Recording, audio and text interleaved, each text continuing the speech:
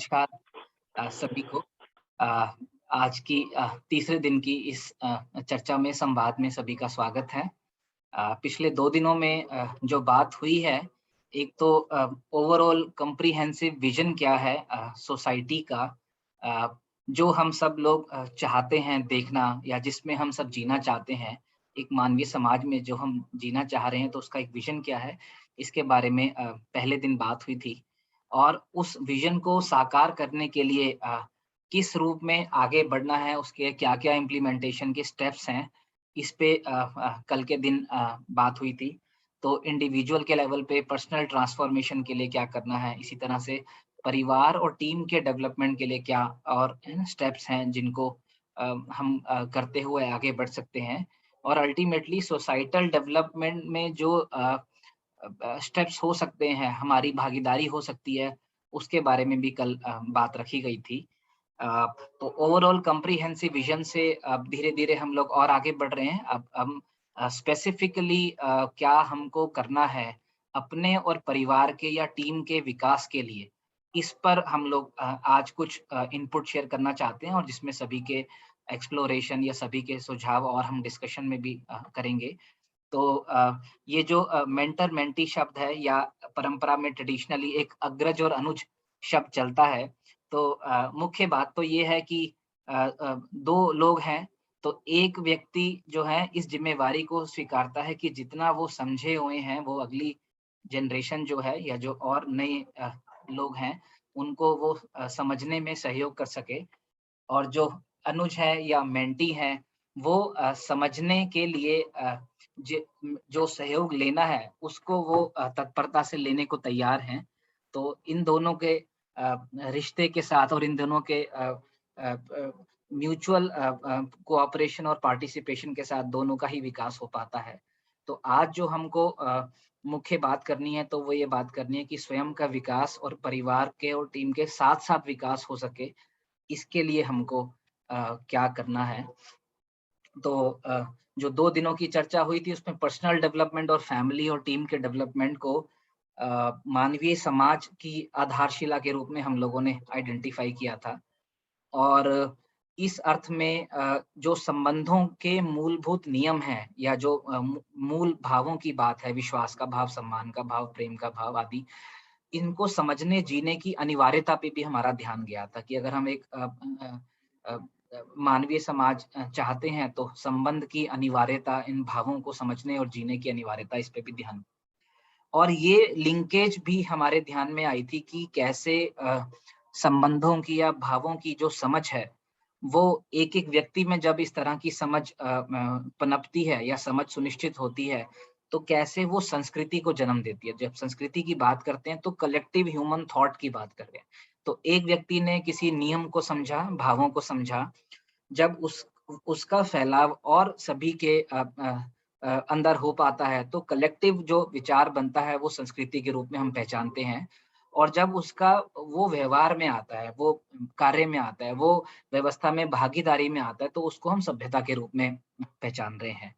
तो और जब हम स्वयं के विकास और परिवार के विकास की एक डायनामिक और चक्रीय प्रक्रिया में लगते हैं। तो ये डायनामिक और चक्रीयता भी है। कल इस पर भी बात हुई थी कि स्वयं की समझ और संस्कार, ये जो व्यक्ति के स्तर पे जब काम हो पाता है और ये व्यक्ति जब समाज में भागीदारी करने जाते हैं, तो एक बड़ा काम ये हो पाता है कि धीरे-धीरे वो सही समझ और संस्कारों का जो संचार है, वो अगली पीढ़ी में भी हो पाता है और बहुत सारे लोगों में हो पाता है। तो धीरे-धीरे एक संस्कृति का निर्माण होता है, यानी संस्कृति का मतलब सामूहिक संस्कार। और ये सामूहिक संस्कार जब हमारा बन पाता है, तो फिर वो धीरे-धीरे व्यवहार में, कार्य में, व्यवस्था में, भागीदारी में दिखाई देता है, निःसृत होता है ना?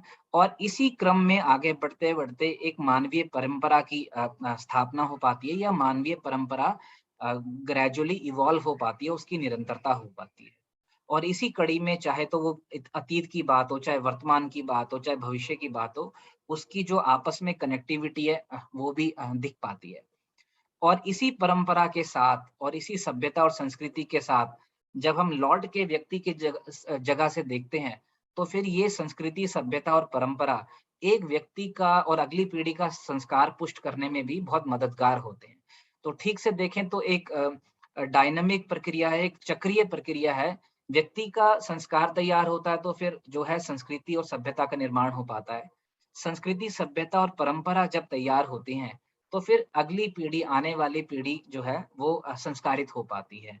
तो ये हमको जो अब अपनी भागीदारी को पहचानना है, हमको जो अपने रोल को पहचानना है, आज हमको मुख्य रूप में इस बात पे चर्चा करनी है कि इस सारी अ अ, अम, संस्कृति, सभ्यता और मानवीय परंपरा के अर्थ में हमको क्या अपने लिए सुनिश्चित करना है।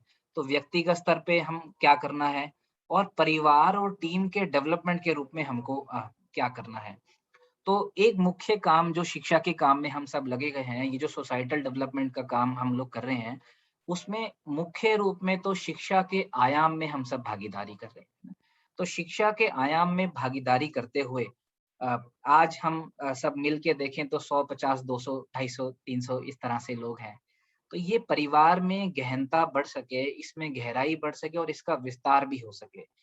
इस अर्थ में कुछ लक्ष्यों को ये जो मेंटर मेंटी, ये जो अग्रज और अनुज के रूप में एक संबंध की बात हो रही है, तो जो लक्ष्य ध्यान में आते हैं, एक बार उनको यहाँ पे लिखा है कि एक तो जब इस सारी प्रक्रिया में हम लगते हैं कि हम स्वयं की तैयारी भी कर रहे हैं और हम अगली पीढ़ी या नेक्स्ट लेवल पे और फर्दर भी तैयारी कर रहे हैं, दूसरे की भी तैयारी में सहयोग कर रहे हैं। तो उसके लक्ष्य क्या है? तो एक लक्ष्य तो ये है कि अपने में संबंध की मानसिकता पुष्ट हो सके, है ना? और संबंध की मानसिकता पुष्टि का मतलब ये है कि एक तो टीम का विस्तार हो और हम स्वयं भी आगे जुड़ने वाली टीम को मेंटर करने के लिए तैयार हो पाएँ, है ना? ये एक ही बात है, मतलब टीम का विस्तार हो सके और टीम की गहराई बन सके। और हमारी भी योग्यता बन सके कि टीम का विस्तार हो भी रहा है, साथ-साथ हमारी भी योग्यता बढ़ रही है कि हम उस टीम को ग्रो होने में, उस टीम के मैच्योर होने में हम भी कंट्रीब्यूट कर पा रहे हैं।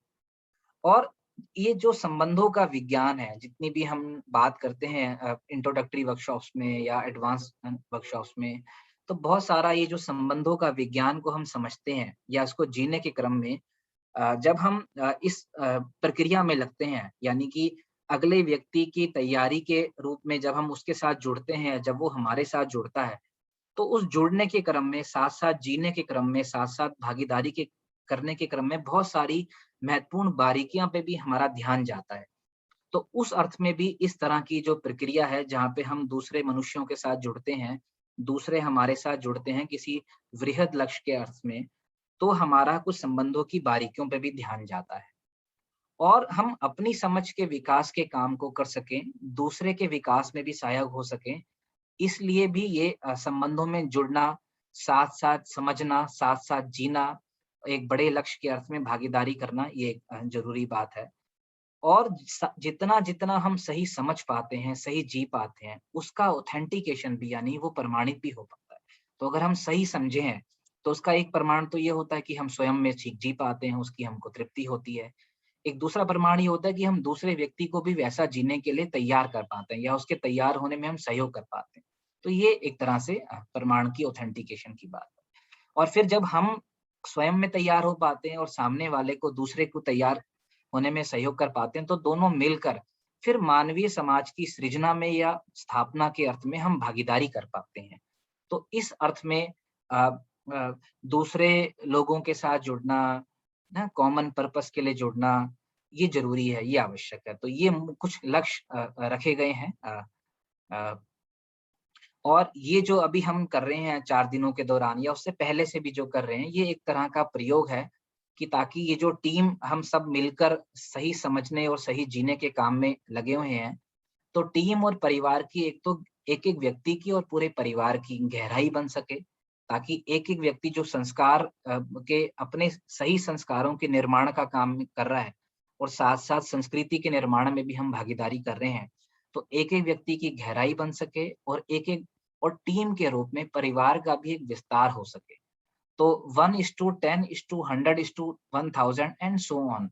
तो इस रूप में हम चीज़ों को विजुअलाइज़ करने का प्रयास कर रहे हैं। तो एक व्यक्ति जो है, अगर वो 10 व्यक्ति की ज़िम्मेदारी स्वीकारता है, तो इस तरह से अगर देखें तो G1, G2, G11 तो 10 व्यक्ति की अगर जिम्मेदारी स्वीकारता है और ये 10 व्यक्ति अगर 10 साल समय लगा के अगले 10 व्यक्तियों की जिम्मेदारी को स्वीकारते हैं, तो अभी अगर देखें तो एक प्रश्न ये भी बनता है कि भाई इस चर्चा में, इस संवाद में, 4 दिन के छोटे संवाद में कुछ ही लोगों को बुलाया गया है, बाकी लोगों को क्यों नहीं बुलाया गया है ना? ऐसा मन में एक प्रश्न भी बन सकता है। और हम परिवार की गहराई और विस्तार की बात कर रहे हैं, तो आशय ये था कि एक छोटे परिवार में 100 लोगों के टीम में इस प्रयोग को एक बार कर लिया जाए, ताकि सबके ध्यान में ओवरऑल लक्ष्य भी आ जाए और डिटेलिंग भी ध्यान में आ जाए कि स्पेसिफिकली क्या स्टेप्स हमको लेने हैं, अपनी गहराई बढ़ाने के लिए और परिवार का विस्तार करने के हिसाब से भी।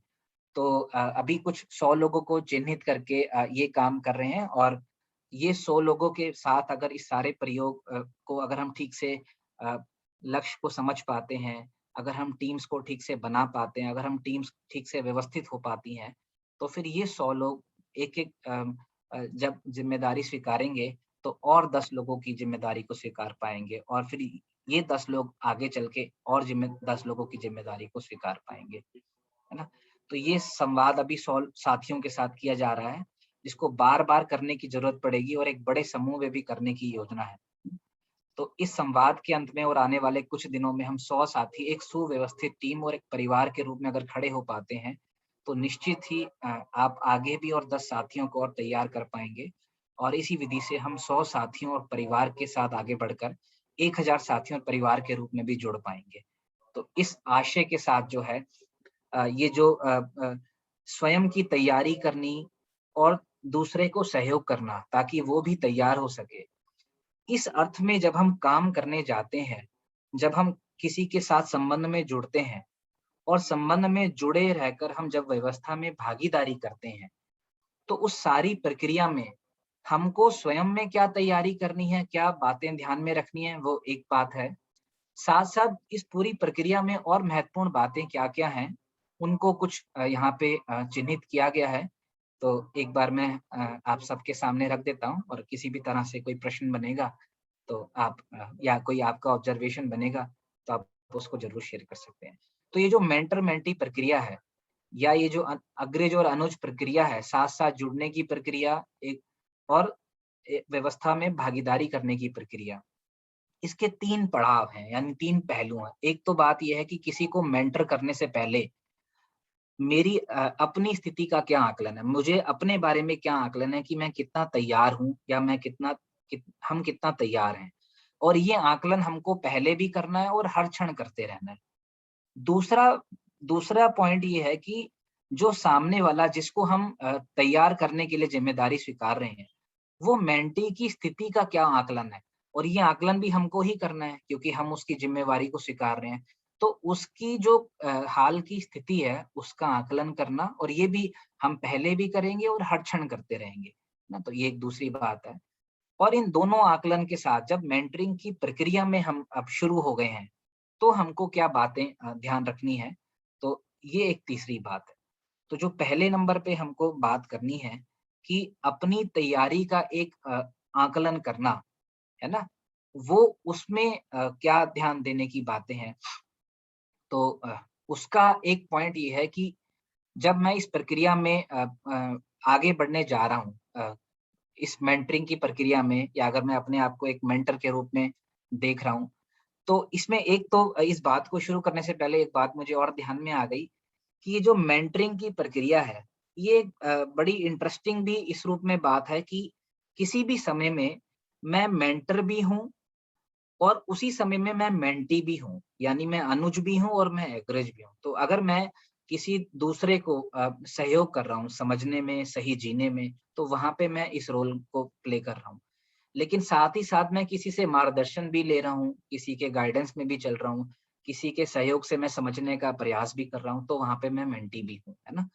तो ये जो जितने भी बिंदुओं को आज रखा जाना है, तो उसको दोनों रूप में भी हमको देखना होगा कि मेरी स्वयं की तैयारी कितनी है, जब मैं मेंटर के रोल में हूँ, लेकिन साथ ही साथ मैं एक मेंटी के रूप में भी हूँ।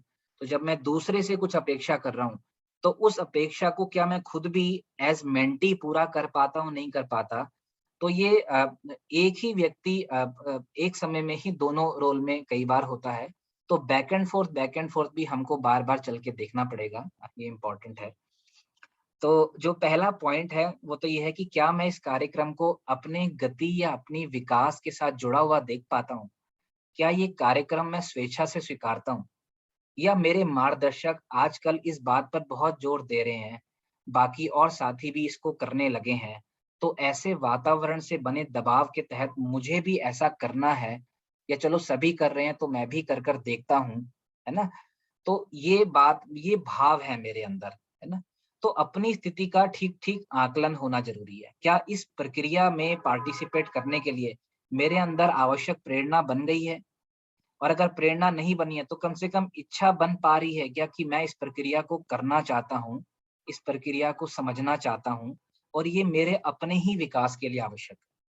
तो क्या मैं इसको एक दबाव के रूप में देखता हूँ या अपने अंदर एक प्रेरणा के रूप में इसको पहचान पाता हूँ, या एक इच्छा देख पाता हूँ अपने अंदर कि हाँ, मैं भी अ, एक बड़ी टीम के विस्तार के लिए जो है इस पूरे प्रक्रिया में लगना चाहता हूँ। तो एक पॉइंट तो ये ध्यान में आया हमारे। और जब मैं किसी के साथ संबंध में जुड़ रहा हूँ या एक मेंटरिंग की प्रक्रिया में लगने लगने वाला हूँ, तो सामने वाले को क्या मैं अपने मित्र के रूप में स्वीकार पाता हूँ या नहीं पाता? कि मैं उसका सहयोगी होना चाहता हूँ, मैं उसका पूरक होना चाहता हूँ। क्या ये बात मुझे स्पष्ट है कि नहीं स्पष्ट है ना? ये बात देखने की ज़रूरत है।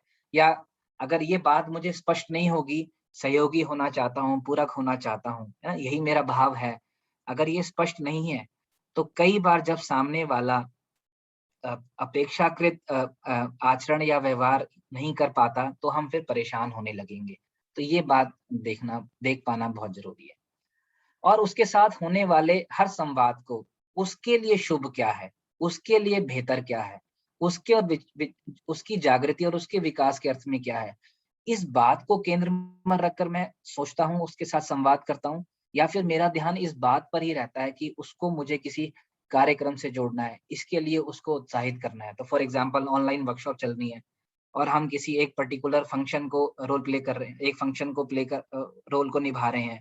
जैसे मान लीजिए पीपल आइडेंटिफिकेशन के काम में ही हूँ और अब टीम बनानी है मुझे, क्योंकि मैं उस रूम में एक है ना टीम लीडर के रूप में मान लीजिए काम कर रहा हूँ।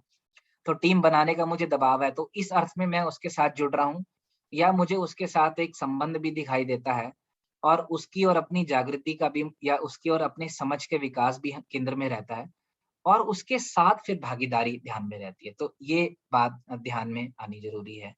और इसी कड़ी में क्या मैं मिनिमम उसके साथ विश्वास के भाव के, सम्मान के भाव या स्नेह के भाव के साथ मैं उसको देख पाता हूँ या नहीं देख पाता, है ना? ये एक और। तो जब मैं किसी के साथ संबंध में जुड़ रहा हूँ और मेंटरिंग के काम में हम लगने वाले हैं, तो क्या मुझे उसकी व्यक्तिगत, पारिवारिक और व्यावसायिक स्थिति का भी आकलन है या नहीं है?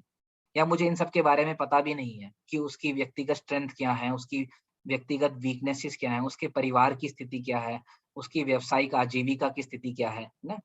क्या मैं उसको एक अपनेपन के भाव के साथ स्वीकार पाता हूँ? तो अगर मैं किसी को अपनेपन के भाव के साथ स्वीकार पाऊँगा, तो ये मिनिमम जानकारियाँ उसके बारे में मेरे को होनी ज़रूरी हैं। क्योंकि अगर मुझे उसकी ये स्थितियों का ही नहीं पता, तो मैं उसके साथ कोई भी चर्चा करने जाऊँगा, कोई भी संवाद करने जाऊँगा, तो बहुत बार वो आउट ऑफ कॉन्टेक्स्ट होगा, है ना? और जब वो आउट ऑफ कॉन्टेक्स्ट डायलॉग होगा, तो वो हमारे साथ रिलेट नहीं कर पाएगा, तो कनेक्ट नहीं कर पाएगा। तो ये होना ज़रूरी है। तो क्या मेरे अंदर और जब मैं इस प्रक्रिया को कर रहा हूँ उसके साथ, जब मैं उसकी समझ के विकास में सहयोगी हो रहा हूँ उसका या होने का प्रयास कर रहा हूँ, तो क्या मेरे अंदर अपने मेंटी की प्रगति को देखकर उत्साहित होने का संस्कार है, खुश होने का संस्कार है ना? कि वो जितना-जितना विकास कर पा रहा है, तो क्या मैं ये देख पाता हूँ कि भले ही उसको एक लंबी दूरी तय करनी है, एक लंबी यात्रा करनी है, लेकिन क्या वो पिछले समय में अगर देखें, पिछले कुछ समय में, तो पहले स्टेप से वो दूसरे स्टेप में शिफ्ट कर पाया या नहीं कर पाया? हो सकता है उसने भी 50 कदम, 100 कदम चलना है, लेकिन क्या कम से कम वो थोड़े-थोड़े परिवास प्रयास के बाद आगे बढ़ पा रहा है, नहीं बढ़ पा रहा? तो मैं उसकी प्रगति को भी पहचान पाता हूँ, उसको देख के खुश हो पाता हूँ, है ना? उसको एप्रिशिएट कर पाता हूँ या फिर उसने उसमें कितनी कमी है अभी, अभी तो उसका ये भी ठीक नहीं है, ये भी ठीक नहीं है और इस तरह से एक मेरे अंदर परफेक्शनिस्ट अप्रोच बनी रहती है। तो अगर परफेक्शनिस्ट अप्रोच बनी रहेगी तो ये है कि जो नहीं हुआ है मेरा ध्यान वहां ज्यादा बना रहेगा। लेकिन अगर दूसरी साइड से देखेंगे तो जितना हो पा रहा है मैं उसको भी देख पाऊंगा और जो आगे होना है मैं उसको भी देख पाऊंगा। तो ये कंप्लीट मूल्यांकन होना जरूरी है। इसके साथ कभी-कभार ऐसा भी होता है कि हम भागीदारी के लिए तैयार होते हैं, लेकिन अपने परिवार के ही संस्कार पुष्ट ना होने कारण हम परिवार में ही अपने ही परिवार में हम उलझने लगते हैं। और कई बार ऐसा भी घटनाएँ होती हैं कि हम जब परिवार के बाकी सदस्यों को समझाने का प्रयास करते हैं, तो वहाँ पर बात बनती नहीं है क्योंकि उनका संस्कार उस तरह से अनुकूल नहीं है कि वो आगे की बात को या सही बात को समझ पाएँ, है ना? तो कई बार जब हम समझाने जाते हैं तो बात बनती नहीं है और हम आगे बढ़ नहीं पाते हैं, जिससे कि कई बार जो एक बड़ा कार्यक्रम होता है, वृहद कार्यक्रम होता है, कई बार वो बाधित होने लगता है। तो ऐसे में हम में से एक-एक के लिए ये बात बहुत महत्वपूर्ण है कि वो संतुलन बिंदु क्या हो, है ना? जिससे कि हमारे परिवार के जो सदस्य जो आज के दिन सही बात को या कम से कम अगले स्टेप को या आगे की बात को नहीं देख पा रहे, तो क्या वो चिंतन हो जिससे कि वो आगे की बात को देख पाएँ, उसके लिए भी उनको कुछ है ना हम सहयोग कर सकें और साथ-साथ ये जो वृहद कार्यक्रम है, ये भी बाधित ना हो। तो इन दोनों का संतुलन बिंदु क्या हो ये हम सबको एक्सप्लोर करना है और जब हम इस प्रक्रिया में लगेंगे सब लगे भी हुए हैं, लेकिन जब और गहराइयों से लगेंगे, तो कई बार हमारे सामने इस तरह की सिचुएशंस या इस तरह की चुनौतियाँ भी पैदा होती हैं। हमको बार-बार तय करना पड़ता है कि अब कहाँ ज़्यादा ध्यान देना है, कार्यक्रम भी बना रहे, क्योंकि कार्यक्रम के बनने में भी बहुत सारे योग संयोग होते हैं। तो अगर हम अपने अंदर कई बार इस तरह की भी बात बना लेते हैं कि पहले अब जब तक अपना परिवार ही ठीक नहीं हो पा रहा, तब तक बाहर क्या काम करें। तो वो संयोग भी जो बने होते हैं, कई बार वो संयोग जो है फलित नहीं हो पाते फिर, है ना? और पता लगा कि बाहर के कार्यक्रम को भी हमने जो है नहीं सँभाला और परिवार में तो व्यक्ति की या परिवार के सदस्य की तैयारी होनी थी अपनी, तो उसमें तो खुद का ही उसका बहुत प्रयास लगना है, समय लगना है। तो आप अगर बैठ के इंतज़ार भी करते रहें या मैं इंतज़ार भी करता रहूँ, उससे भी परिवार का सदस्य आगे बढ़ जाएगा, ऐसा भी ज़रूरी नहीं है। तो ये संतुलन बिंदु के सवाल जो हैं बार-बार इस सारी प्रक्रिया में जब हम लगते हैं, तो हमारे सामने खड़े होते हैं और ऐसे में 2 रास्ते दिखाई देते हैं और वो 2 रास्ते हैं कि पहले तत्कालिक समस्याएँ सुलझें, फिर समझने और भागीदारी के काम को सोच पाएँगे। एक तो दृष्टि ये हो सकती है, जो अभी सुजय भैया भी बात कर रहे थे कि पहले समाधान की अप्रोच से चलें या समस्या को केंद्र में रखें। तो ये बात अब और जुड़ जाएगी सुजय भैया की बात से भी। दूसरी दृष्टि ये हो सकती है कि स्वयं की समझ के काम को और भागीदारी को केंद्र में रखें।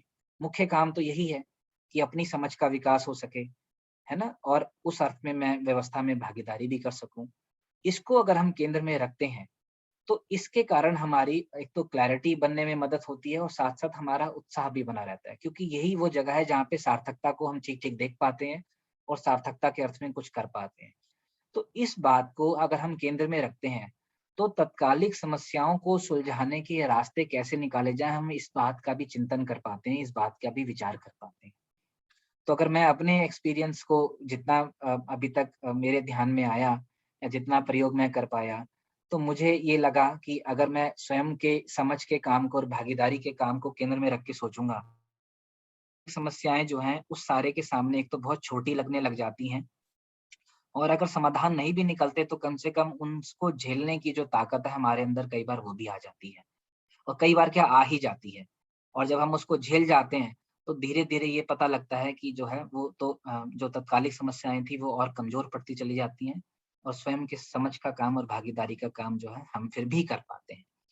तो ये एक और जो बात ध्यान में आई अ, तो विनय भैया का हैंड रेज़ है अगर विनय भैया कुछ कहना चाह रहे हैं तो इतने पॉइंट्स पे कुछ कहना चाह रहे हैं तो शेयर कर सकते हैं, फिर हम लोग आगे बढ़ जाएँगे।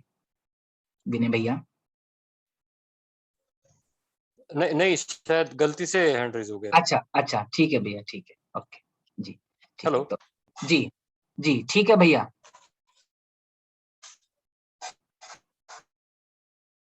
अ, भैया म्यूट कर सकते हैं भैया का मेरी तरफ से म्यूट नहीं हो पा रहा।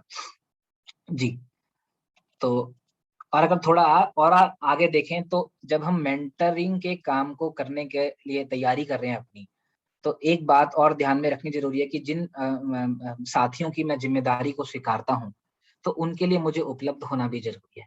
कई बार ऐसे हो सकता है कि जब वो किसी समस्याओं में उलझते हैं या कुछ मुद्दों में उलझते हैं, तो कई बार उनके लिए वो वहां पे अटकने से धीरे धीरे उनकी जो प्रयास है, उनका जो समझने के अर्थ में प्रयास है, वो काम बाधित होने लग जाता है। कई बार वो अगर हमारे साथ संपर्क प्रयास करें और अगर हम उनको समय के हिसाब से उपलब्ध ना हो, तो कई बार उनकी गति बाधित होती है और गति बाधित होने से उनका उत्साह जो है वो क्षीण भी हो सकता है। तो अगर मैं किसी के साथ इस जिम्मेदारी को स्वीकार रहा हूँ, तो मुझे पहले सर्कल के कौन से ऐसे लोग हैं जिनके लिए मुझे जो है हर क्षण उपलब्ध होने की बात है, मैं उनके लिए प्राथमिकता के तौर पे मैं उपलब्ध रह सकूं, ये बहुत जरूरी एक प्रैक्टिकल रिक्वायरमेंट है। अगर मैं उपलब्ध नहीं हो पाता, तो फिर उसके उसके साथ जो क्षीण होती है उसकी गति, वो बाधित होती है, वो हो जाती है। लेकिन अगर मैं उपलब्ध हो पाता हूँ, तो जो कई बार day to day hand holding हम करते हैं ना, उससे एक-एक व्यक्ति थोड़े समय ही बहुत बड़ी-बड़ी गति भी कर पाते हैं। और हमारे अंदर भी ये जो मेंटरिंग की जो एबिलिटी है या जो कॉम्पिटेंस है, इसका भी बहुत विकास हो पाता है। तो इसको भी देखना ज़रूरी है कि हम क्या समय भी निकाल पाते हैं लोगों के लिए जिनको हम ग्रूम करने में सहयोग कर रहे हैं, जिनके डेवलपमेंट में हम लगे के काम में हम लगे हुए हैं। तो अपनी तैयारी की दृष्टि से देखें तो ये 8 पॉइंट हैं, और भी पॉइंट हो सकते हैं, ये एग्ज़ॉस्टिव लिस्ट नहीं है, बट जितना हम सबके ध्यान में आया उतना हम लोगों ने यहाँ पे एक उसको जॉट डाउन करके है ना शेयर करने की कोशिश की।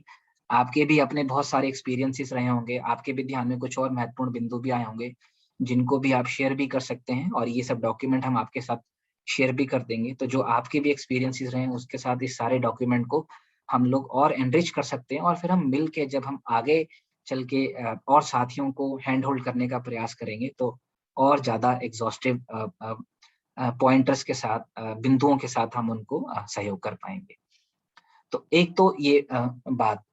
दूसरे पड़ाव में या दूसरे आयाम में मेंटी की स्थिति का भी आकलन होना ज़रूरी है, क्योंकि अपनी आकलन के साथ-साथ मेंटी की स्थिति का भी अगर आकलन होगा, तो उसके साथ हम स्पेसिफिक उसके साथ जो स्पेसिफिक हम प्रैक्टिकल सॉल्यूशंस या दृष्टि उनको देनी है, उसको भी हम ठीक-ठीक दे पाते हैं। तो उनकी स्थिति का भी आकलन, एक तो पहले आकलन हो और दूसरा हर क्षण आकलन। तो सबसे पहले तो हमको अपने जिस व्यक्ति को हम सहयोग करने जा रहे हैं, जिस व्यक्ति को हम समझ के विकास में सहयोग करने जा रहे हैं, तो उसको मेंटी के रूप में बोलें, अनुज के रूप में बोलें, या कोई और भी शब्द यूज़ कर सकते हैं। तो पहले तो हमको ये ध्यान देना ज़रूरी है कि उसका ध्यान या उसका रुझान ज़्यादा किस ओर रहता है। क्या वो हमेशा चर्चा के दौरान, संवाद के दौरान इमीडिएट प्रॉब्लम्स पे बात करता रहता है, तत्कालीन समस्याएँ, है ना? मुद्दे को सुलझाने की ज़्यादा चर्चा करता है, या फिर स्वयं की समझ को विकसित करने की ओर उसका ज़्यादा ध्यान रहता है। तो क्या वह साथ-साथ ये भी कई बार हमको देखना इसका आकलन करना ज़रूरी होता है कि क्या वह मेंटी अपने ही किसी विशेष प्रयोजन से तो हमारे साथ नहीं जुड़ा है ना? और हमको लगा कि हम उसकी समझ में विकास कर रहे हैं, बट हो सकता है कि उसका ध्यान कई बार ना किसी और इश्यूज़ पे हो, वो इश्यूज़ कोई भी हो सकते हैं, तो वो ध्यान रखना ज़रूरी है।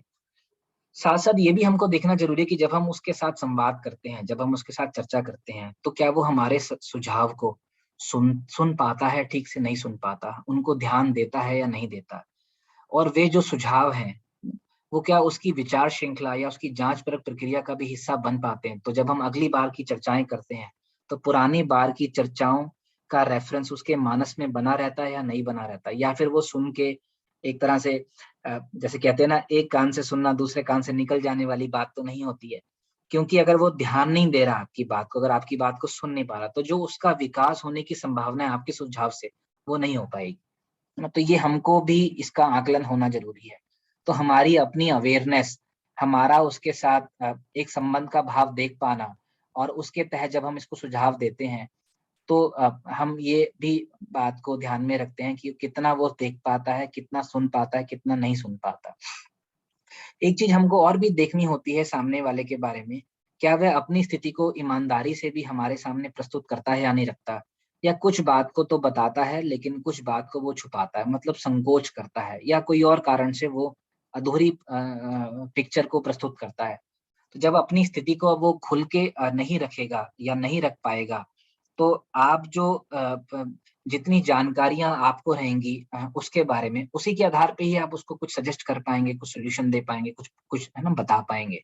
तो ये भी हमको कई बार आकलन करना होता है कि वो कितना ईमानदारी से अपनी बात को रख पा रहा है, ट्रांसपेरेंसी के साथ वो प्रस्तुत हो पाता नहीं पाता, या कुछ बात बोल रहा है, कुछ बात है ना नहीं बोल पाता। तो एक चीज और हमको यहाँ पे देखनी होती है कि अपने जीने में सुधार हो सके, इस बात को केंद्र में रख के वो हमारे साथ संबंध में जुड़ा है, इस समझ की प्रक्रिया में, समझ के आदान प्रदान की प्रक्रिया में जुड़ा है ना। तो या फिर कहीं ना कहीं इंटेलेक्चुअल एंगेजमेंट में हमारे साथ है ना, चर्चा तो करता है या करती है, लेकिन जो है जीने से जोड़कर नहीं देखने का प्रयास हो रहा, कि हमारे विचार में भी स्थिर हो, हम अपनी है ना सह स्वीकृति को भी देख पाए, है ना, समझ की जगह पर भी वो उसको सुनिश्चित करने का प्रयास करे, फिर अपने व्यवहार कार्य व्यवस्था में भागीदारी के आयाम में भी जो है उसको सुनिश्चित करने का प्रयास करे।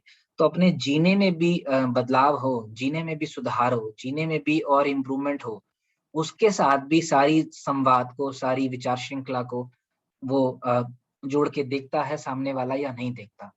तो ये एक ध्यान में रखने की बात है। साथ साथ जब वो हमारे साथ इस एंगेजमेंट में है, इस प्रक्रिया में जुड़ा हुआ है या जुड़ी हुई है, तो क्या वो हमारा मूल्यांकन भी ठीक कर पाता है?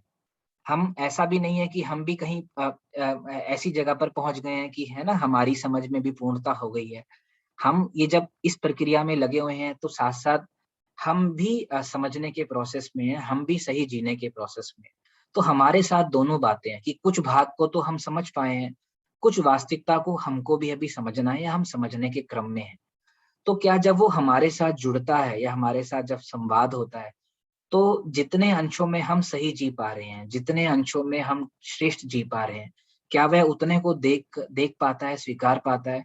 या फिर जो हम जितने में हमारे से कमियां रहती हैं, हम जितने अंशों में हमारी से चूक होती है, उसको ही देखता रहता है, उसका ध्यान उस इनकंसिस्टेंसी पर ही जाता है, और उसके चलते उसका भाव खराब हो जाता है, या उसके चलते वो हमसे किसी भी तरह की सुझाव की या मार्गदर्शन की अपेक्षा ही बंद कर देता है। तो अगर ऐसा हो रहा है तो फिर वो ठीक मूल्यांकन नहीं कर पाता। तो ठीक मूल्यांकन तो ये है कि वो दोनों चीजों को देख पाता है। तो सही वो कितना हमसे ले सकता है उस अर्थ में अपेक्षा भी करता है। तो ये देखना एक और जरूरी रहता है। और दूसरा, क्या हमारे व्यवहार और आचरण से संतुष्ट, इस कदर संतुष्ट है कि वह हमारे साथ खुलकर अपनी बात भी कहता है जहां पर कहने की आवश्यकता होती है, लेकिन एक मर्यादित संकोच भी बनाकर रखता है, उन दोनों का संतुलन बनाकर रखता है। तो कई बार वो वो मर्यादा को मेंटेन करना जरूरी होता है कि अ, या फिर जो है वो कई बार अगर इस मर्यादित संकोच को वो नहीं करेगा तो कई बार वो हमारे साथ समझने के क्रम में कई बार कुतर्क में भी जा सकता है, कई बार काउंटर आर्ग्यूमेंट में भी जा सकता है। तो वहां से ऐसी संभावना रह सकती है कि उसका ध्यान समझने के प्रोसेस से हट के कई बार तर्क वितर्क में चला गया, या वो कब कुतर्क में बदल जाएगा ये भी है ना। तो खुलकर अपनी बात को भी कहे, अधिकार पूर्वक वो अपनी बात को भी कहे, लेकिन जो आवश्यक कई बार संकोचशील संकोच को बनाए रखना जरूरी होता है, उसको भी वो कर पाए। ये भी कितना वो कर पाता है ये देखने की बात है। और वो ये भी हमको देखना रहता है कि क्या वो हमारे साथ संवाद की निरंतरता को बनाए रखता है, या कभी-कभी तो बहुत फोन करता है, उसको बहुत पीड़ा होती है, किसी मुद्दे पे बहुत उलझन होती है, तो बहुत फोन करता है। लेकिन जैसे ही वो तत्कालिक समस्याओं से उसको रिलैक्स मिलता है, या उस तत्कालिक समस्याओं का वो समाधान ढूँढ पाता है, तो फिर वो बीच-बीच में गायब ही हो जाता है और अपनी जो उसकी रोज़मर्रा की ज़िंदगी है, उसमें ही उलझ जाता है। और जब तक वो अगली बार नहीं फँसता तब तक वो फिर वो जुड़ता नहीं है। तो संवाद की निरंतरता, जुड़े रहे हुए रहने की निरंतरता को भी वो मेंटेन कर पाता है या नहीं कर पाता, ये भी एक देखने की बात है हम सभी के लिए। कई बार कोई साथी इस पूरी प्रक्रिया में चलते-चलते कुछ समझ आने पर अपना अधिमूल्यन भी कर सकता है। ऐसी संभावनाएँ भी बहुत रहती हैं कि किसी भी मेंटी को थोड़ा बहुत कुछ समझ में आया और उससे उसको ठीक हुआ, और उसने अपने में भ्रमवश ये मान लिया कि मैं तो पहुंच गया या मैं तो आगे निकल गया, तो वो व्यक्ति कई बार सामने वाला अपना ओवर इवैल्यूएशन भी कर सकता है।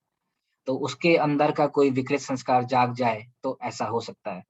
तो ऐसे कई संस्कार हो सकते हैं, महत्व को पाने का संस्कार, स्वयं की पहचान को स्थापित करने का संस्कार इत्यादि। तो ऐसे में हम उसके साथ धैर्य बनाए रखते हुए कैसे आगे चलें, ताकि हम स्वयं में भी परेशान ना हो और उसके साथ जो हमने कार्यक्रम को चुना है या कार्यक्रम को जो तय किया है, वो कार्यक्रम भी बाधित ना हो। ऐसी स्थितियाँ कई बार बन सकती हैं। तो इसके भी कोई बहुत उस तरह से क्लियर कट सॉल्यूशन नहीं होते। वो तो जब ऐसी स्थितियाँ जन्म लेती हैं, तो हमको ध्यानपूर्वक अवेयरनेस के साथ ये संतुलन बिंदु उस क्षण में क्या हो सकता है उसको सोच पाने की बात है, कि हमारा धैर्य भी ना टूटे और कार्यक्रम भी बाधित ना हो। तो उसका जो डैमेज करने वाला पक्ष है अपने ओवर इवैल्यूएशन के कारण, हम उसको भी पचाने की क्षमता से विकसित हों, ये हमको अपनी योग्यता पे काम करने की ज़रूरत है। क्योंकि जब भी हम किसी की विकास में रोल प्ले कर रहे हैं, अगर वो अपने ओवर इवैल्यूएशन में जाएगा, तो या अपना तो वो नुकसान करेगा ही करेगा, या तो वो हमारे लिए कई बार कुछ नुकसानदायक बात कर देता है, या फिर वो कार्यक्रम में कुछ नुकसान पैदा कर सकता है। तो उसके उस डैमेजिंग एस्पेक्ट से हम प्रभावित भी ना हों, हम स्वयं में भी परेशान ना हों और साथ-साथ वो कार्यक्रम की जो एक सुचारू रूप से बने रहना है, वो भी बना रहे। तो उसके संतुलन बिंदु को सोच पाना, आइडेंटिफ़ाई कर पाना और आगे बढ़ा पाना, ये एक और आवश्यकता है, हमें ध्यान में रखने की बात है ये। तो ये बिंदु जो हैं, किसी को मेंटर करने से पहले अपनी स्थिति का आकलन हर क्षण और किसी मेंटी की स्थिति का आकलन हर क्षण। तो ये 8 बिंदु जो हैं, ये इस बारे में है। तो इतने को लेके अगर किसी के ध्यान में कोई बात आ रही है या कोई आपको लग रहा है प्रश्न, तो आप शेयर कर सकते हैं।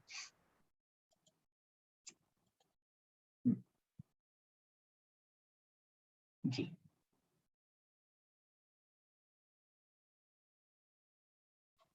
तो अगर किसी की अभी तक की चर्चा पे कोई शेयरिंग है, मैं देख रहा हूँ पीयूष भैया का हैंड रेज़ है। जी, पीयूष भैया। जी भैया, नमस्ते भैया। नमस्ते, नमस्ते। हाँ, बस भैया एक जो बात मुझे इसमें ध्यान आई कि कई बार क्योंकि हम ऐसे कोशिशों में लगे रहते हैं कि हाँ हमें यहीं पहले इनका ही समझ बढ़ाने की कोशिश करनी है। कई बार ऐसा होता है कि हाँ हम किसी स्पेसिफिक जगह ही लगते हैं कि नहीं यहाँ पहले परिवार का ही, तो जहाँ आपने इस बात पे ध्यान दिलाया कि हमें कोशिश अपने लिए भी और दूसरों के लिए भी केवल ये नहीं कि परिवार तक ही, बाकी और जगह भी कोशिश करते रहें, जिससे कि कब किसी किस चीज़ का ध्यान आए तो वो एक अच्छी बात हो सकती है। क्योंकि कई बार एक जगह अटके रहने से वहाँ पे कितना समय लगे ये पता नहीं लगता। तो ये जी, बात जरूर एक भैया अच्छी ध्यान जी, ये ध्यान बढ़िया, बढ़िया। ये जो बात भैया हम कर रहे हैं ना, ये जो हम संबंधों में भावों को समझते हैं और हम विश्वास के भाव से लेके प्रेम तक की बात को करते हैं। तो जब हम प्रेम की बात को या प्रेम के प्रस्ताव को या उस वास्तविकता को जब हम अपने अंदर देखना शुरू करते हैं ना, तो जो अनफोल्डिंग हमारे अंदर शुरू होती है, तो उसके तहत ये भी दिखता है कि परिवार तो वही है जहाँ पर सार्थकता के अर्थ में, पर्पस के अर्थ में, है ना, लोग जुड़े हुए होते हैं। तो धीरे-धीरे ये बातें हमारे अंदर अनफोल्ड होने लग जाती हैं। और इसी प्रक्रिया में हमको ये भी दिखाई देता है, जो बात हम करते भी हैं परिचय शिविर में, कि उस रूप में दूसरा कोई पराया नहीं है। ये तो कहीं न कहीं जब हम बायोलॉजिकली परिवार को पहचानते हैं, तो फिर हमको वो अपना और पराया दिखाई देता है। लेकिन जब हम सेल्फ को केंद्र में रख के पहचानते हैं, तो फिर हमको ये दिखता है कि पहले ये और फिर वो की बात नहीं है। जहाँ पर अनुकूलता है, जहाँ पर अवसर है, वहाँ पर हम करते रहते हैं, और जहाँ अनुकूलता नहीं है, वहाँ पे अनुकूलता बन सके, वहाँ पे भी वातावरण बन सके, उसके लिए भी जो हम इमीडिएट जो करना होता है, उसको साथ-साथ करते रहते हैं। जी, जी बढ़िया, जी बहुत अच्छा। जी, जी। मंगलदीप दीदी? जी नमस्ते भैया, सभी को नमस्ते। नमस्ते। भैया इसमें एक ध्यान आ रही है बात की कई बार होता है कि हम एक स्पेसिफिक ग्रुप के साथ काम कर रहे हैं, वहाँ पे एक हमारा रूल है मेंटर और मेंटी का। दूसरा जो है हमारा उसमें जैसे कई बार हमें होता है कि हमें कोई कैंडिडेट जो हमारे आसपास के रिलेशनशिप्स हैं जिनके साथ हम रोज हमारा जीना हो रहा है, उनमें से ही चाहे वो कॉलीग्स हैं, चाहे कोई स्टूडेंट्स हैं, उनके साथ भी तो ये रिलेशन या ये प्रस्ताव उनके लिए रखा जा सकता है कि आप जो है अगर हमें वो उनमें इस तरह की क्वालिटीज नजर आ रही हैं कि वो इस तरफ उनका रुझान है या इस तरफ इनको बढ़ाया जा सकता है, तो वो कोई ऐसा तो नहीं कि किसी पर्टिकुलर ग्रुप को लेके ही काम करना है हम लोगों को, कि या किसी भी कैंडिडेट को जो हमें सूटेबल लग रहा है उनके साथ हम ये प्रस्ताव रख सकते हैं। जी जी, ठीक बात है दीदी। तो बहुत उसमें फिक्स सिस्टम बनाने की बात नहीं है। वो तो एक तरह की ओपननेस है ही। लेकिन दोनों तरह की बातें हैं। कुछ निश्चित लोग तो हमको चिन्हित करने ही होते हैं, जो समझने के लिए तैयार भी हैं, जो हमारे साथ संबंध में आश्वस्त भी हैं, हमारे समझ से, हमारी भाव विचार से, हमारे आचरण से आश्वस्त हैं, और जो हमसे मार्गदर्शन की अपेक्षा भी करते हैं, है ना? तो वो तो मुख्य जो पहले 10 लोग हैं, या जो सर्कल में जो भी लोग हैं, जो चिन्हित हैं हमारे द्वारा, जिनकी जिम्मेदारी को हमने स्वीकारा है या हम स्वीकारने को तैयार हैं, तो उस उनके साथ तो इस प्रक्रिया को हम लगातार करते ही रहेंगे। और बाकी जैसे-जैसे हमारी योग्यता भी बढ़ेगी, या हमारे को कुछ और उस तरह के लोग ध्यान में आएँगे, जिनकी समझने की आवश्यकता भी होगी, जो और नए लोग हमारे व्यवहार से आश्वस्त भी होंगे, हमारे से मार्गदर्शन की, सहयोग की अपेक्षा रखेंगे, तो वो नंबर डायनामिकली बढ़ता जाएगा। वो तो होता ही जाएगा। लेकिन कुछ लोग को तो हमको निश्चित करने ही पड़ते हैं कि जिनके साथ हम समय लगाएँगे, जी जिनके विकास के लिए हम अब जो है लगेंगे। उनके विकास को लेके हम नियमित रूप से सोचेंगे, कंसर्न रखेंगे, उनके ओवरऑल वेल-बीइंग का, उनके स्पेसिफिक बिंदुओं पर वो कैसे ग्रो करें, उसका हम जो है हिसाब रखेंगे, और हम अपनी तरफ से क्या सहयोग कर सकते हैं। तो उनको तो हम निश्चित तौर पे अपने चिंतन के केंद्र में रखते हैं, अपने सोच-विचार के केंद्र में रखते हैं। बाकी वो जितनी-जितनी हमारी योग्यता बढ़ती है, वो टीम तो ग्रो होती भी चली जाती है। जी भैया। भैया मैंने ये प्रश्न इसलिए आपके समक्ष रखा क्योंकि कई बार मैं जब अपने आप को देखती हूँ तो जैसे जो लोग मेरे आसपास हैं जिनका मेरे साथ मिलना जुलना होता है, मुझे मुझे अपने आप में ऐसा लगता है कि उन लोगों को ये प्रस्ताव देने में मुझे ज्यादा आसानी लगती है, क्योंकि जो आपने बिंदु यहाँ पे रखे हैं कि हमें उनकी पूरी डिटेल स्थिति के बारे में जो है आंकलन होना चाहिए या लगाना है कि वो कैसी सिचुएशंस में हैं, किस तरह के हैं, तो वो थोड़ा-सा उस पॉइंट ऑफ व्यू से मैंने ये चीज़ हाँ, उसको जी, उसको कर सकते हैं, बट इतना आकलन होना ज़रूरी है कि अभी तो कम से कम जहाँ तक टेक्नोलॉजी जितना फैल गई है, उससे तो ये दूर-पास की समस्या थोड़ी कम हो गई है। बट प्रैक्टिकल ग्राउंड्स पे तो बिल्कुल ठीक कह रहे हैं, अगर आपके कोई विसिनिटी में क्लोज़नेस में लोग होते हैं, तो वो तो बहुत ही अच्छा है। लेकिन उसमें बस देखने की बात ये है कि क्लोज़ होना एक बात है, बट अगर वो कोई सहयोग की अपेक्षा नहीं कर रहा है, और फिर हम अगर उनको सहयोग कर रहे हैं, तो कई बार क्लोज़ होने के बावजूद भी वो मतलब एप्रिशिएट नहीं कर पाते। लेकिन कुछ लोग हो सकता है बहुत दूर हैं, जैसे फॉर एग्ज़ाम्पल पिछले डेढ़ पौने 2 साल की अगर हम यात्रा को देखें, तो हम इतने सारे सुंदर-सुंदर लोगों से, या उस तरह के विलिंग लोगों के साथ जुड़ गए, जिनको कभी देखा भी नहीं है। बट जिस कदर वो जुड़े, जिस सिंसेरिटी के साथ और कमिटमेंट के साथ जुड़े, तो बिना देखे भी हम दोनों लोग एक-दूसरे के विकास में आज के दिन बहुत सहायक हो पाए हैं, पिछले 2 पौने 2 साल को तो देखें। तो क्लोज़ में हो तो बहुत अच्छा, फिज़िकली अगर अवेलेबल हो तो बहुत अच्छा, लेकिन कम से कम टेक्नोलॉजी को हम अब वो कर सकते हैं, इसका सदुपयोग, और ये बैरियर तो अब थोड़ा कम हो गया है। नहीं? जी भैया धन्यवाद। जी। जी, ठीक है। तो ब्रिज किशोर भैया? जी भैया नमस्कार। जी, नमस्कार सभी को। नमस्ते। बिल्कुल ठीक बात है भैया, ये जो पॉइंट है 1.7 कि परिवार में जब हम कोई काम करने जाते हैं तो वहाँ पर एक एक्सेप्टेबिलिटी उतनी नहीं होती है, क्योंकि उनके साथ हमने बहुत सारा समय बिताया होता है और वो जो समय बिताया है वो उस समय की प्रायोरिटी अलग थी। और जब भी कोई नया प्रस्ताव देने जाते हैं तो वो इतनी जल्दी एक्सेप्टेड नहीं होता, और न होने के कारण भी अब देखते हैं कि वो क्या मुझे खुद को भी एक्सेप्टेड है क्या। तो कई बार मैं खुद में भी वो गैप देख पाता हूँ कि ये कह तो मैं रहा हूँ, देते रहा हूँ प्रस्ताव, लेकिन ये प्रस्ताव मुझे भी सिर्फ सूचनाओं के तौर पे ही है। कई बार वो जब व्यवहार में जाते हैं तो वो उतना ट्रांसफर मेरे व्यवहार में भी नहीं हो पाई चीज़ें।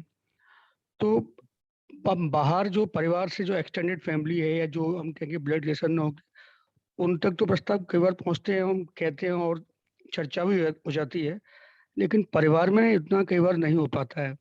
और जब परिवार में नहीं हो पाता है तो स्वयं के गैप भी दिखने लगते हैं। तो फिर से वही क्वेश्चन उठता है कि क्या अभी हम स्वयं के गैप्स पे ज़्यादा ध्यान दें या चल रहा है जैसे चलने दें। तो उस समय क्या क्या स्थिति, मतलब क्या कैसे आगे बढ़ना चाहिए? तो देखिए, जैसे ये आपने बिल्कुल ठीक कहा कि परिवार के लोगों ने ना हमारा बहुत सारा जीना इन एंड आउट देखा होता है ना? तो वो भी उनके मानस में एक तरह से बना रहता है, इनग्रेन्ड रहता है, मतलब वो पूरा, है ना? और जब हम ये सारी बात को सुन के यूएचवी में सुनते हैं, कहीं और से भी कोई और प्रस्ताव को सुनते हैं और वहां से हम उत्साहित होते हैं, तो जब इनिशियल स्टेजेस में क्या होता है, वो हमारी विचार श्रृंखला का तो हिस्सा हो गया, हमारी भाषा में आने लग जाता है। जैसे देखिए ना, सामान्य से सामान्य व्यक्ति भी जब पहली बार ट्रस्ट के प्रस्ताव को सुनता है तो इंटेंशन कॉम्पिटेंस हर बात को बोल पाता है ना, इंटेंशन ठीक है, कॉम्पिटेंस गड़बड़ है। लेकिन उसके बावजूद भी अगर उसके परिवार का कोई सदस्य जो है गिलास को तोड़ेगा ना, तो वो गुस्सा तो होता ही है, वो डांटता तो है, वो चिल्लाता तो है ही। तो ये बात तो बड़ी स्पष्ट है कि जब विचार में आ जाता है, ये एक लेवल का काम हुआ। लेकिन फिर विचार से जो भाव की यात्रा होनी है और जो भाव में जाके इस बात की स्थिरता होनी है, इस ना विश्वास के प्रस्ताव की, वो एक और लंबी यात्रा है। तो जो परिवार के लोग हैं ना, वो बहुत विचार के काम से आश्वस्त नहीं हो पाते हैं, है ना? वो तो हमारे भाव की स्थिरता देखते हैं और उस आधार पे जैसा हम पूरे में जी पा रहे होते हैं, उसको वो देखते हैं। तो एक तो ये है कि जब तक ये काम नहीं होता, तब तक हम कुछ भी ना करें, क्योंकि हम यही देखते रहें भई हमारे तो में बहुत कमियाँ हैं। लेकिन कम से कम विचार श्रृंखला में तो हमारे कुछ सार्थक चीज़ें चलने लगी गई हैं, है ना? और लाइफ मतलब कोई एकदम उस तरह की स्टैटिक भी नहीं है ना कि पहले आप हम पूरा ठीक हो जाएँगे, फिर हम बाहर कुछ करेंगे। ये तो एक तरह से लाइफ तो जो है ना, जैसे अंग्रेजी की एक कहावत है कि you have to rebuild a moving ship. अब जहाज चल रहा है, अब इसी में आपको उसका कार्बोरेटर चेंज करना है, उसी में और सब चीज़ चेंज करना है। तो जीना तो हो ही रहा है ना? और वो तो फ्लो में ही हो रहा है। तो जितना जितना ठीक करते जाएँगे, उतना उतना हमारे बोलने का, हमारी बात का, हमारे जीने का प्रभाव होता रहता है। तो अभी परिवार में उस तरह से अनुकूलता नहीं है, तो वहाँ ना कहें, वहाँ पे जीने को केंद्र में रखें।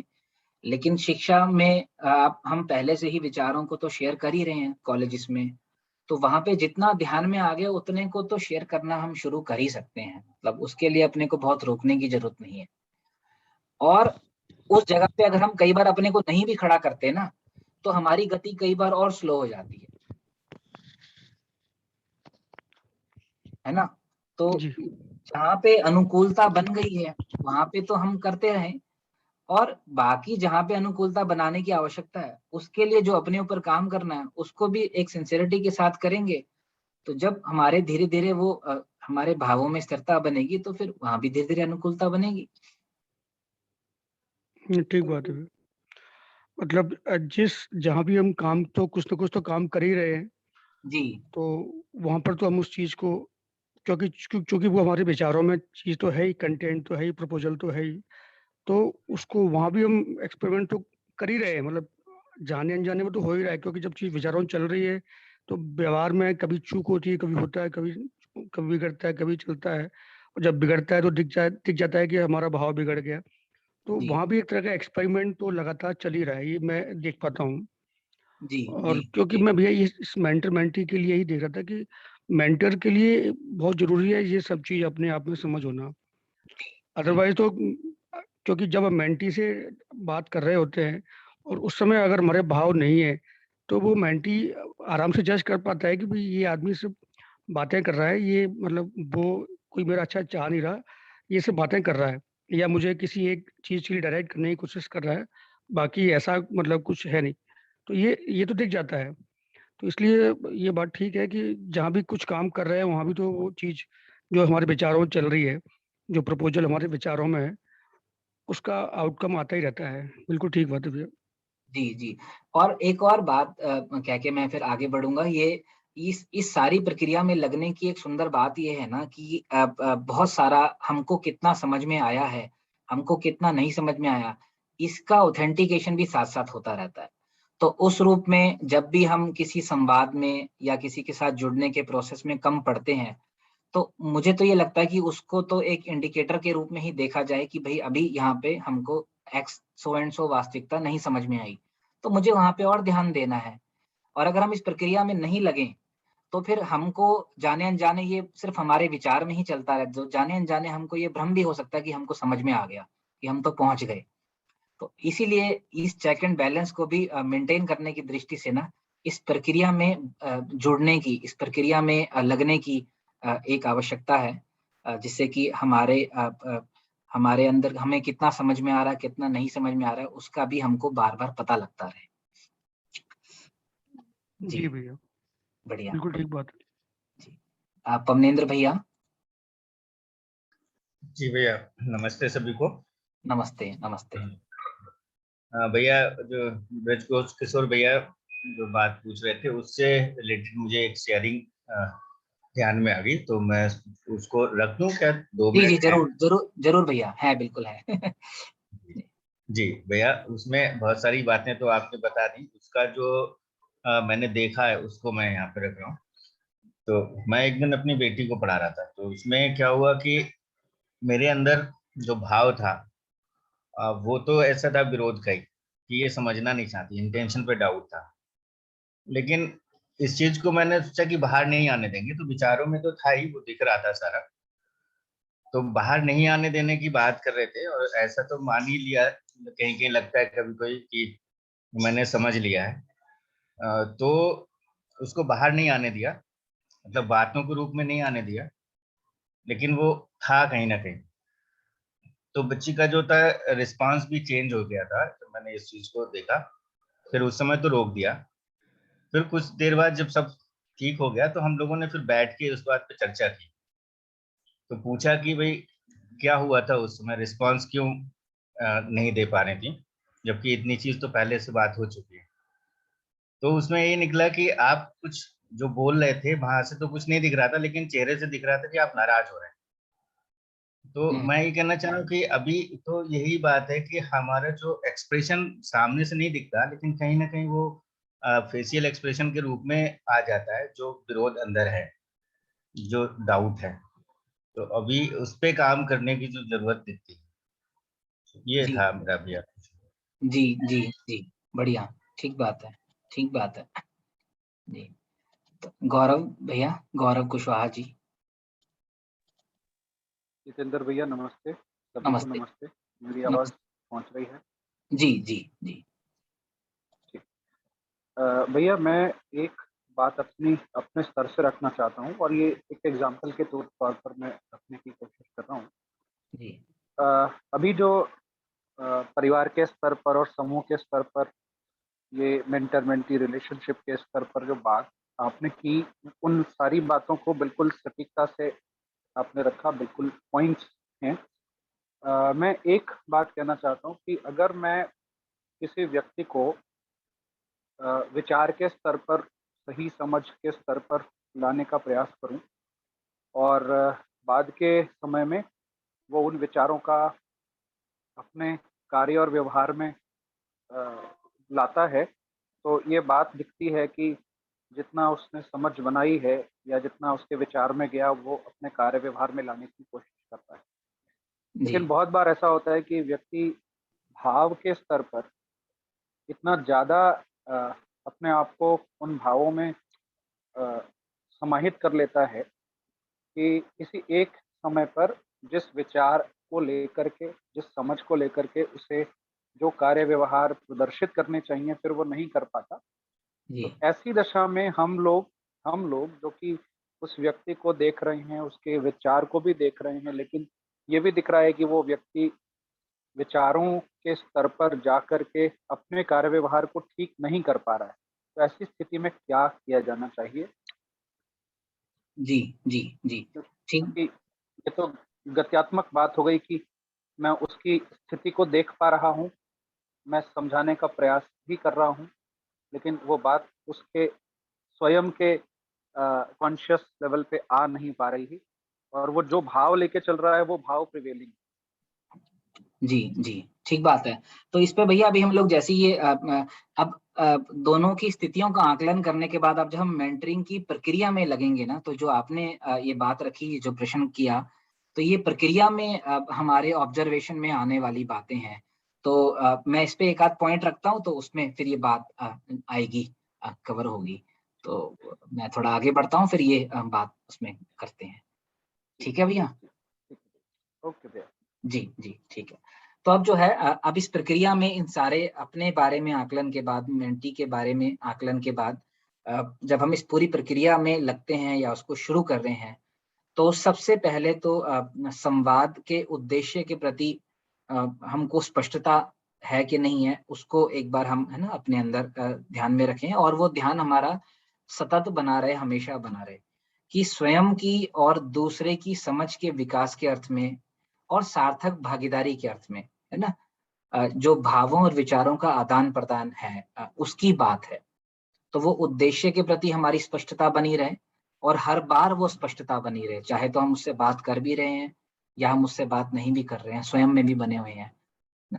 तो ये जो बात है कि हम स्वयं के विकास के लिए, फिर दूसरे के विकास के लिए, फिर हम दोनों मिलके, है ना, सोसाइटी के डेवलपमेंट के लिए इस संबंध में है, और उसी अर्थ में भावों का और विचारों का या समझ का आदान प्रदान होना। तो एक उद्देश्य की स्पष्टता एक इम्पोर्टेंट बात है। फिर जो हमने बात की थी कि पुराने उसमें, कि जब हम मेंटी की स्थिति का आकलन करते हैं, तो उसकी सारी स्थिति परिस्थिति का और उसकी स्ट्रेंथ और वीकनेसेस का जब आकलन हुआ, और उसके साथ उसके क्या ध्यान है, उसकी रुझान, उसकी प्राथमिकताएं या उसके इंक्लिनेशंस क्या क्या हैं, इसका आकलन करना, ये हमारा ध्यान।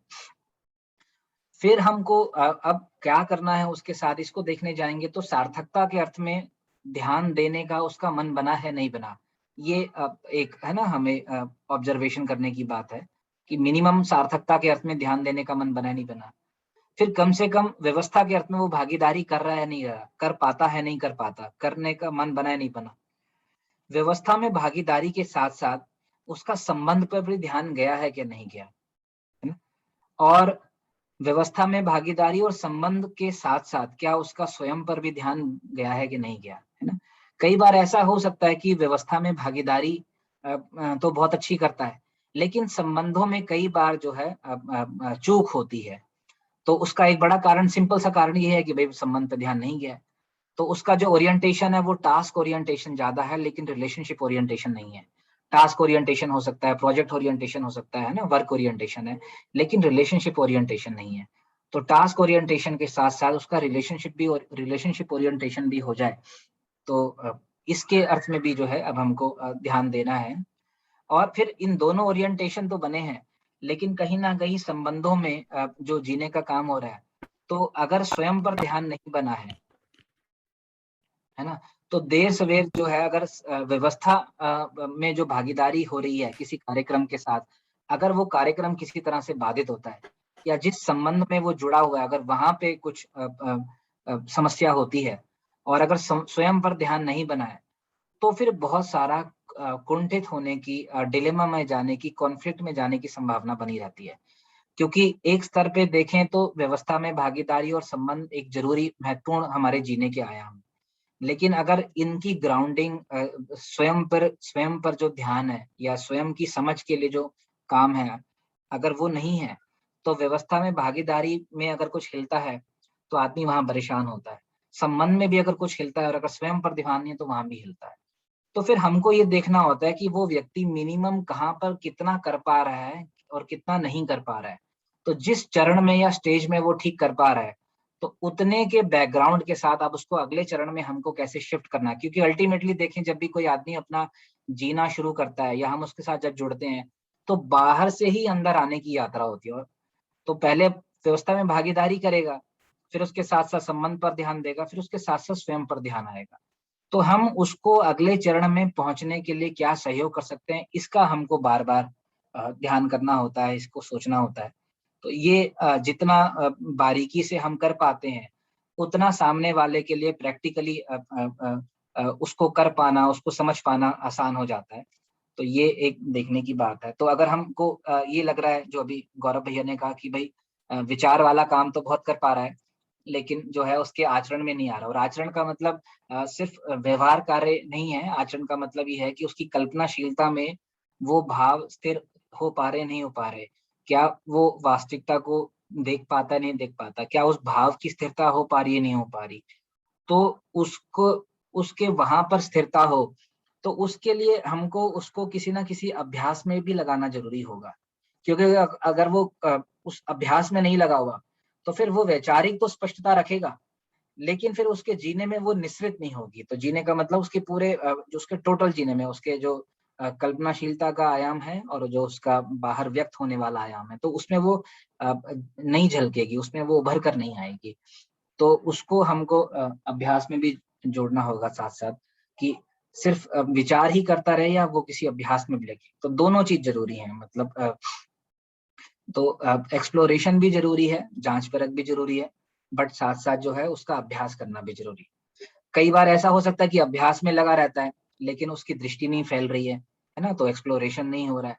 तो किसी एक चीज को पकड़ के बहुत बढ़िया तरीके से अभ्यास कर रहा है लेकिन फिर दृष्टि नहीं फैल रही है।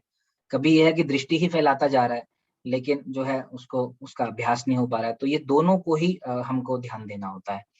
अ, तो गौरव भैया, ये यहाँ पे कुछ बात जुड़ पा रही है क्या आपसे, आपने जो कहा था? जी भैया, बिल्कुल। जी, ठीक है। और जब हम उस अगली बात वही है कि क्या मैं उसको एक सम्यक दृष्टि और उपयुक्त कार्यक्रम या अभ्यास दोनों संतुलित रूप में स्नेह पूर्वक सुझा पाता हूँ या नहीं, जितनी की आवश्यकता हो, या फिर मेरे द्वारा ही संवाद में एक की अधिकता होती है और दूसरे का अभाव होता है। अब जो है हम हो सकता है कि उसकी दृष्टि को ही अपडेट करने की है ना प्रयास कर रहे हैं, लेकिन वो कार्यक्रम में पार्टिसिपेट नहीं कर पा रहा या अभ्यास नहीं कर पा रहा, तो दृष्टि फैलेगी लेकिन उसके जीने में वो इम्प्रूवमेंट नहीं दिखाई देगी। तो दोनों को ही संतुलित रूप में करना होता है। अगर वो दृष्टि फैला पाता है तो उसको कार्यक्रम से जोड़ना, अभ्यास से जोड़ना, और अगर अभ्यास और कार्यक्रम कर पा रहा है तो उसको उसकी दृष्टि भी, पीछे की दृष्टि भी स्पष्ट हो और उसकी जो सही दृष्टि है वो उसकी फैले ना, उस अर्थ में भी उसको बैक एंड फोर्थ एक संतुलन बना के आगे बढ़ाने की बात है। दूसरी तरफ कई बार हमारे साथी जो होते हैं उसको कई कार्यक्रम की बहुत जल्दी होती है, वह बहुत कई बार कार्यक्रम को करने के लिए जैसे कहते हैं ना आतुर कातुर हो जाता है। और कभी कभार एक दूसरा छोर भी रहता है, कभी कभार उसको लगता है अभी तो बहुत समझना है, अभी तो बहुत लंबी यात्रा करनी है।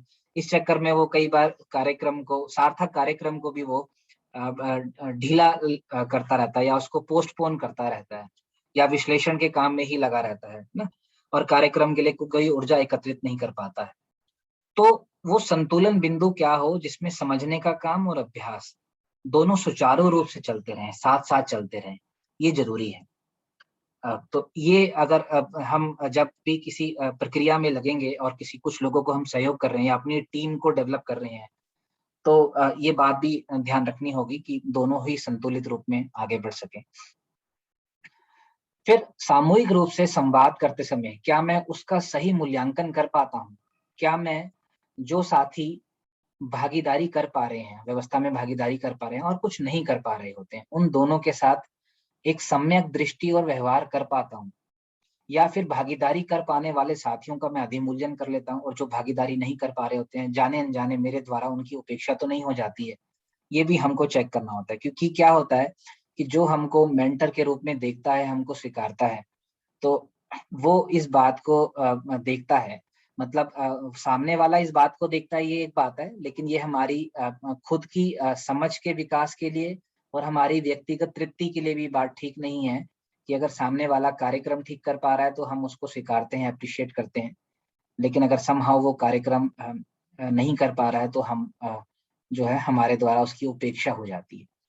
तो क्या मेरे अंदर इस बात का एक निरंतर होश बना रहता है, नहीं बना रहता, ये एक बिंदु है ध्यान देने के लिए। इसके साथ साथ ये है कि जब मैं इस प्रक्रिया में हूं तो क्या मैं अपना मूल्यांकन ठीक ठीक रख पाता हूं सामने वाले के साथ या एक व्यक्ति के साथ या पूरी टीम के सामने, या फिर जाने अनजाने मेरा प्रयास और जो दावा होता है मेरा वो ज्यादा का ही होता है ना। और अगर ऐसा होता है तो क्या मैं इसके पीछे के अपने संस्कार को देख पा रहा हूँ और क्या इसको ठीक करने के लिए मैं कुछ कर रहा हूँ। तो ऐसा हो सकता है कि अगर मैं ज्यादा का क्लेम करता हूँ या मेरा प्रयास या मेरा मूल्यांकन बार बार ऐसा होता है, तो कहीं ऐसा तो नहीं है मेरे अंदर महत्व पाने का संस्कार है, मेरे अंदर बाहर से पहचान पाने का संस्कार है, क्या मैं इसको ठीक ठीक देख पाता हूँ, नहीं देख पाता ना। तो ये भी बार बार अपने अंदर चेक करने की जरूरत है। और एक बात ये भी रहती है कि कई बार क्या, ज्यादा बार क्या, हमको क्लैरिटी नहीं होती है कि हमको क्लैरिटी नहीं है, क्योंकि हम तो यही मान के चलते हैं ना कि जो मैं सोच रहा हूँ वो ठीक ही है, क्योंकि यही तो भ्रम है, यही तो इल्यूजन है कि हमको ये बिल्कुल स्पष्ट नहीं होता कि हमें स्पष्ट नहीं है। यहीं पर सेल्फ एक्सप्लोरेशन का, यहीं पर स्वयं में जांच परख का महत्व है, और यहीं पर अपनी जांच परख के काम को शार्पन करने की, है ना, और पैना करने की बात है। क्योंकि जितनी समझ के साथ हम प्रस्तुत होते हैं, तो उतनी ही समझ के साथ हम अपने को मूल्यांकन नहीं कर पाते, है ना। तो या तो हमारा मूल्यांकन जो है वो हमसे जो ज्यादा समझदार व्यक्ति है वो कर पाएगा, या फिर हम अपने ही किसी संस्कार को तब मूल्यांकित कर पाएंगे जब हम अपने सेल्फ एक्सप्लोरेशन के काम के मार्फत अपनी दृष्टि को और व्यापक कर पाते हैं, तभी तो कर पाएंगे। नहीं तो जितनी समझ के साथ हम प्रस्तुत हो रहे हैं उसमें तो हम अपने को ठीक ही मान रहे हैं। तो या तो हमारी समझ का विकास हो जाए, या हम जिनसे मार्गदर्शन प्राप्त कर रहे हैं, हम उनसे अपनी करंट की समझ का मूल्यांकन करने में सहयोग ले सकते हैं, है ना। तो ये एक पेच रहता है जब भी हम संवाद कर रहे हैं, जब भी हम दूसरे के साथ जुड़े हुए हैं, उसको सहयोग कर रहे हैं, कि जो है हम अपने बारे में अपना मूल्यांकन ठीक रख पाए। और एक बात अब बोलते बोलते ये भी याद आ रही है कि अब यहाँ पे अब ये तो स्थितियां बनी ही रहेंगी, क्योंकि अभी तो हमारी समझ भी अधूरी है। तो जो प्रैक्टिकल ग्राउंड पर बात ध्यान में आती है वो यही है कि अगर हम ये मान के चलें कि भाई जितनी हमारी समझ है, अगर हम अपना मूल्यांकन 19 रखें, जितने हम हैं उससे अगर थोड़ा कम रखें, तो जब वो सामने जाएगा ना तो वो ठीक जाएगा। अगर हम जितने हैं, अगर हम उतना रखने जाते हैं ना, तो कई बार आदमी अपने को तो ठीक ही मानता है, तो वो ज्यादा हो जाता है, तो वो अधिमूल्यन में जाने की संभावना बनी जाती है। तो एक प्रैक्टिकल ग्राउंड पे कि जितना हमको लग रहा है हम कर सकते हैं, उससे अगर हम अपना थोड़ा कम रखते हैं ना, तो फिर वो बैलेंस हो जाता है। और जब दूसरा अपनी बात को रखता है, या तो व्यक्तिगत रूप में तौर पे हमारे सामने रखता है, या फिर एक सामूहिक जगह पे अपनी बात को रखता है, और अगर उसकी बात में कोई अधूरापन होता है, तो उस समय उस गैप को भरने के लिए या तो उसकी दृष्टि कम है, या वो कार्यक्रम को उपयुक्त नहीं बता पा रहा है ना, समय से पहले बता रहा है या कुछ ज्यादा बता रहा है, तो उसकी दृष्टि और कार्यक्रम भी अपडेट हो सके, हम उसके अर्थ में उस गैप को भरने के लिए कुछ कहते हैं, जिससे कि उसको बात भी समझ में आ जाए, है ना, और उसका उत्साह भी बना रहे। या फिर हम उसकी बात की समीक्षा कर देते हैं, जिससे कि उसका मनोबल भी जाने अनजाने गिर जाता है ना। और जो उसका ध्यान आकर्षण कराते हैं, तो वो समीक्षात्मक विधि से कराते हैं कि वो कहाँ ध्यान नहीं दे पा रहा है, या हम उसकी बात को पूरा करते हैं, यानी जितनी बात को उसने कहा, जितनी दृष्टि को वो रख पा रहा है, उतने के एक्नॉलेजमेंट के साथ, उतने को ध्यान में लेते हुए, उतने को केंद्र में लेते हुए, जो पार्ट छूट गया है हम उसको पूरा कर देते हैं। ये कहना ज्यादा आसान है, बट जब ये करने जाते हैं तो अपनी दृष्टि की भी, अपनी समझ की भी वो व्यापकता की जरूरत है। बट ये एक करने लायक, एक अपने सामने रखने लायक एक आदर्श है। आदर्श मतलब जो करने लायक है। आदर्श का मतलब ये नहीं कि जो करने लायक नहीं है या जो नहीं किया जा सकता। आदर्श का मतलब ये है कि जो करने लायक है, जिसको करने की आवश्यकता है, जो करना डिजायर्ड है, वो आदर्श होता है। तो अगर ये हम अपने ध्यान में रखेंगे, तो आज अगर हम इसको नहीं भी कर पा रहे, तो अगर हम प्रयास करते रहेंगे तो आगे चल के कर भी पाएंगे। तो ये अगर हम करते हैं, तो सामने वाले के डेवलपमेंट में बहुत तेजी से सहयोग हो पाता है, और वो हमसे बहुत गहरे स्तर पे जुड़ भी पाता है, और कम समय में अधिक समझ के साथ और ऊर्जा के साथ वो तैयार हो पाता है। फिर कभी कभी ऐसा भी होगा कि अपने किसी गहरे संस्कारवश वह किसी एक ऐसी उलझन में उलझ जाता है कि उसी में वो गोल गोल घूमता रहता है, और हमारे कई ज्यादा अथक प्रयासवश भी वह बाहर आने की स्थिति में नहीं होता है। तो क्या ऐसे में हम परेशान हो जाते हैं, या हमारे अंदर फिर भी उसके प्रति एक प्रेम और करुणा का भाव बना रहता है और उसकी निरंतरता बनी रहती है? ये जरूरी है, क्योंकि अगर वो किसी कारण में लंबे समय तक साथ निभाया या मिल के चला, या लेकिन किसी एक गहरे संस्कार के उभर जाने के कारण अगर वो नहीं कर पा रहा, तो उसकी इंटेंशन का इशू है या उसकी योग्यता का इशू है, ये भी हमारे ध्यान में है ना, बात बनी रहे। तो हमारे अंदर उसके प्रति वो प्रेम करुणा का अगर भाव बना रहता है, तो एक तो हमें स्वयं में तृप्ति मिलती रहती है, हमें हमारी समझ की तृप्ति मिलती रहती है, और जो है सामने वाले के उभरने की संभावना बढ़ जाती है बहुत। तो ये भी एक बात है। कई बार ऐसा भी होता है कि कोई हमारी प्रेरणा से, कोई मेंटी हमारी प्रेरणा से या हमारे प्रस्ताव से प्रेरित होकर अपनी योग्यता से अधिक का कार्यक्रम अपने हाथ में ले लेता है, क्योंकि उसका विकास तो तभी होगा। एक चीज तो यह है कि वो सेम चीज को रिपीट करता रहे, उसमें तो वो एक्सपर्ट हो जाएगा, पारंगत हो जाएगा। लेकिन जब हमको किसी का विकास करना है या किसी के विकास में सहयोगी होना है, तो निश्चित तौर पर हम उसकी योग्यता से अधिक का कार्यक्रम उसके हाथ में थमाते हैं, उसके लिए प्रस्तावित करते हैं। तो जब कई बार ऐसे वो आदमी ऐसा व्यक्ति कार्यक्रम को हाथ में ले लेता है जो उससे उसकी योग्यता से बहुत ज्यादा का कार्यक्रम होता है, तो क्या हम उसके सहयोगी और सहभागी बनकर उसकी योग्यता को शनि बढ़ाने का प्रयास करते हैं, जिससे कि वह अपने कार्यक्रम में सफल हो, या फिर हम उसको आइडिया देकर ही बीच में छोड़ देते हैं, है ना? तो ये बात ध्यान में रखनी। तो अगर हम इस अप्रोच को ले पाते हैं कि हम सिर्फ कार्य उसको आइडिया नहीं देते, बट आइडिया से इम्प्लीमेंटेशन तक की यात्रा में हम उसके सहयोगी हो पाते हैं, उसके सहभागी हो पाते हैं, तो इस सारी प्रक्रिया में एक तो उसका विकास बहुत तेजी से हो पाता है, और हम लोग मिलके 1 और 1 11 भी हो पाते हैं। तो ये और ध्यान में रखने की बात है। जब हम सहयोग करेंगे मेंटीज को, तो ये सब बातें ध्यान में और आएंगी।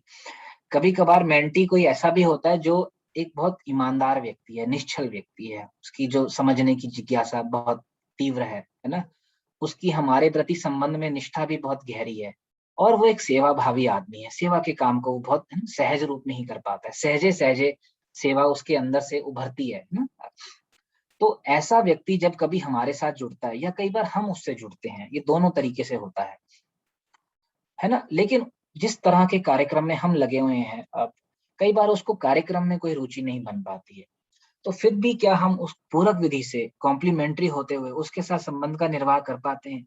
या अगर कहीं न कहीं वो हमारे कार्यक्रम को नहीं स्वीकारता, तो कई बार हम उसके साथ संबंध के निर्वाह को आगे नहीं बढ़ाते। तो ये बात भी देखने की है। तो अगर बिल्कुल हम कार्यक्रम ओरिएंटेड सोचने वाले होंगे, तो फिर जो है हम उसके साथ संबंध को आगे नहीं बढ़ाएंगे। कई बार वो व्यक्ति के रूप में बहुत इन सब गुणों के साथ संपन्न होता है, तो उसके साथ भी हम संबंध का निर्वाह कर पाते हैं, तो ये हमारी समझ के विकास में सहायक होता है, और ये एक बड़ी दृष्टि के साथ चलने की बात है। मेंटरिंग के क्रम में कई बार ऐसा भी होता है कि अपने किसी विशेष संस्कार के एक्टिव हो जाने के कारण, सक्रिय हो जाने के कारण, वह हमसे भी ज्यादा गति कर लेता है ना?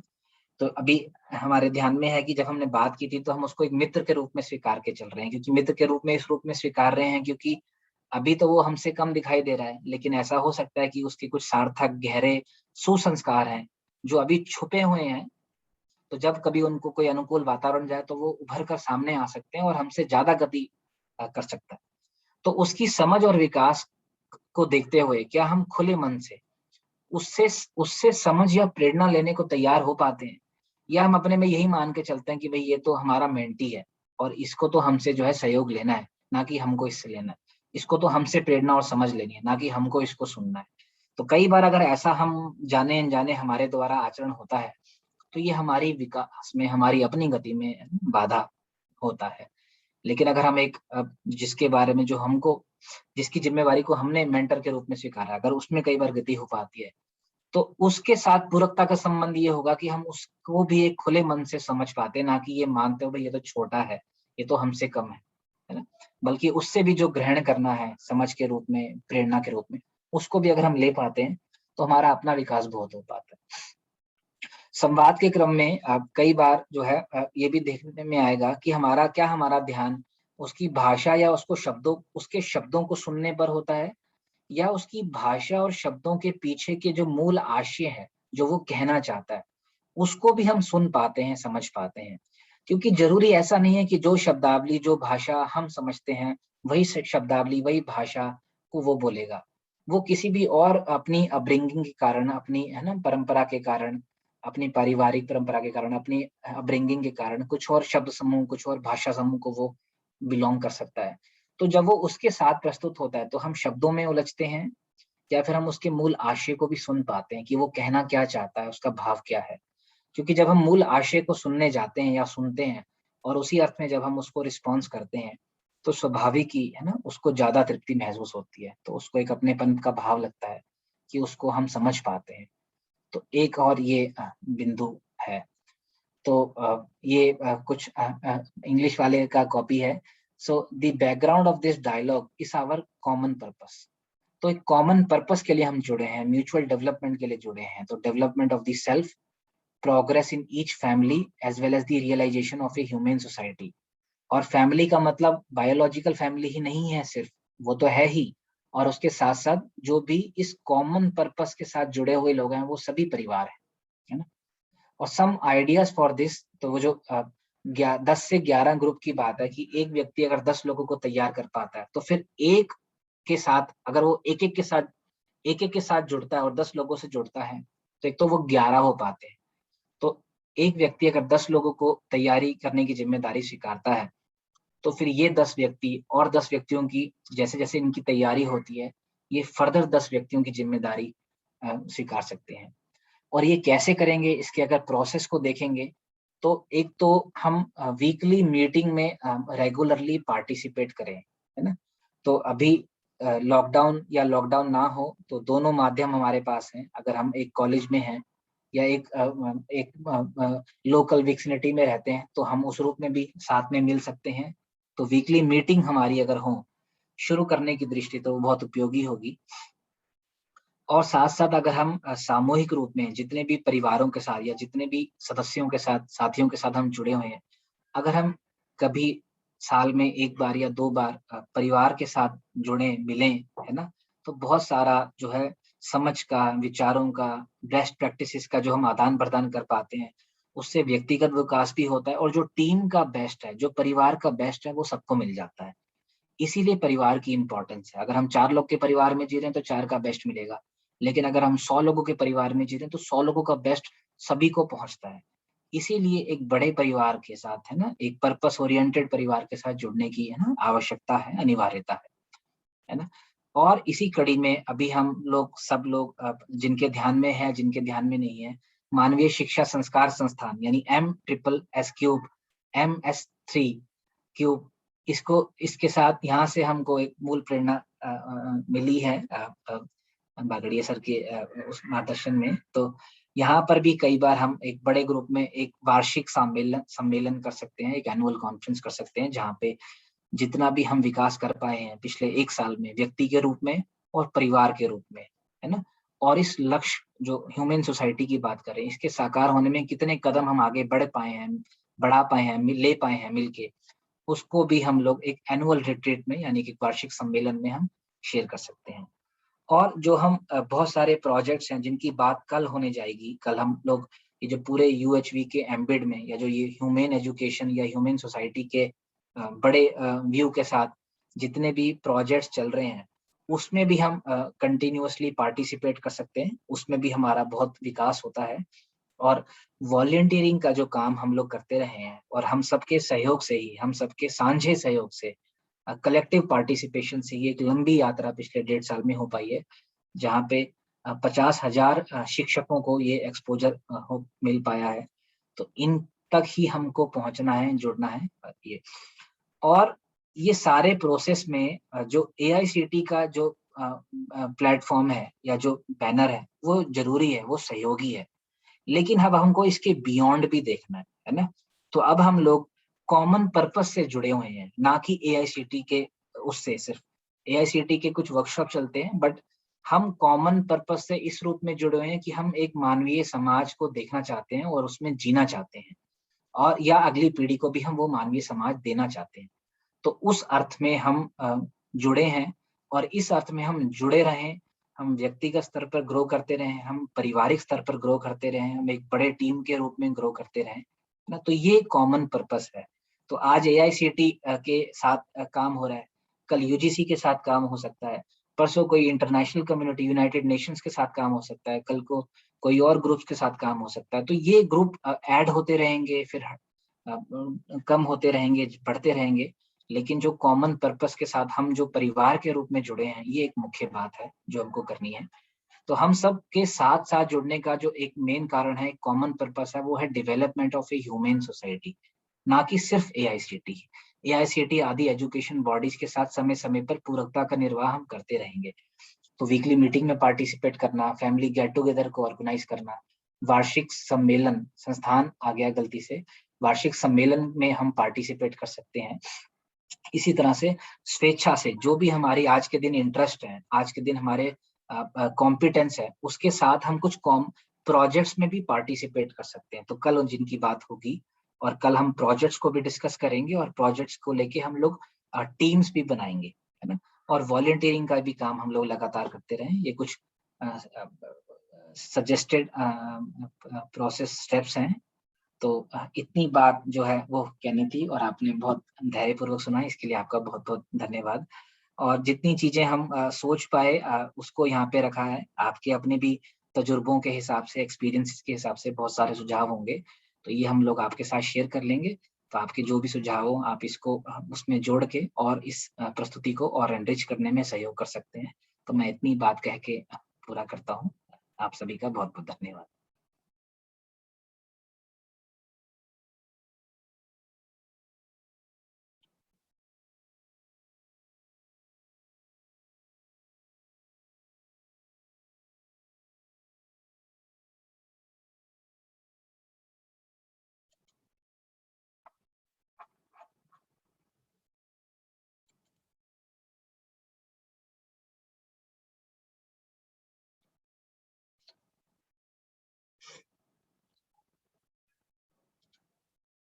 जी, तो यहाँ पे अगर आप में से कुछ लोग अपने ऑब्जर्वेशंस कुछ शेयर करना चाहें, तो अभी हमारे पास कुछ समय है, तो हम लोग कर सकते हैं। आपके कुछ ऑब्जर्वेशंस अगर हैं, कुछ आपकी शेयरिंग है, तो स्वागत है आपका।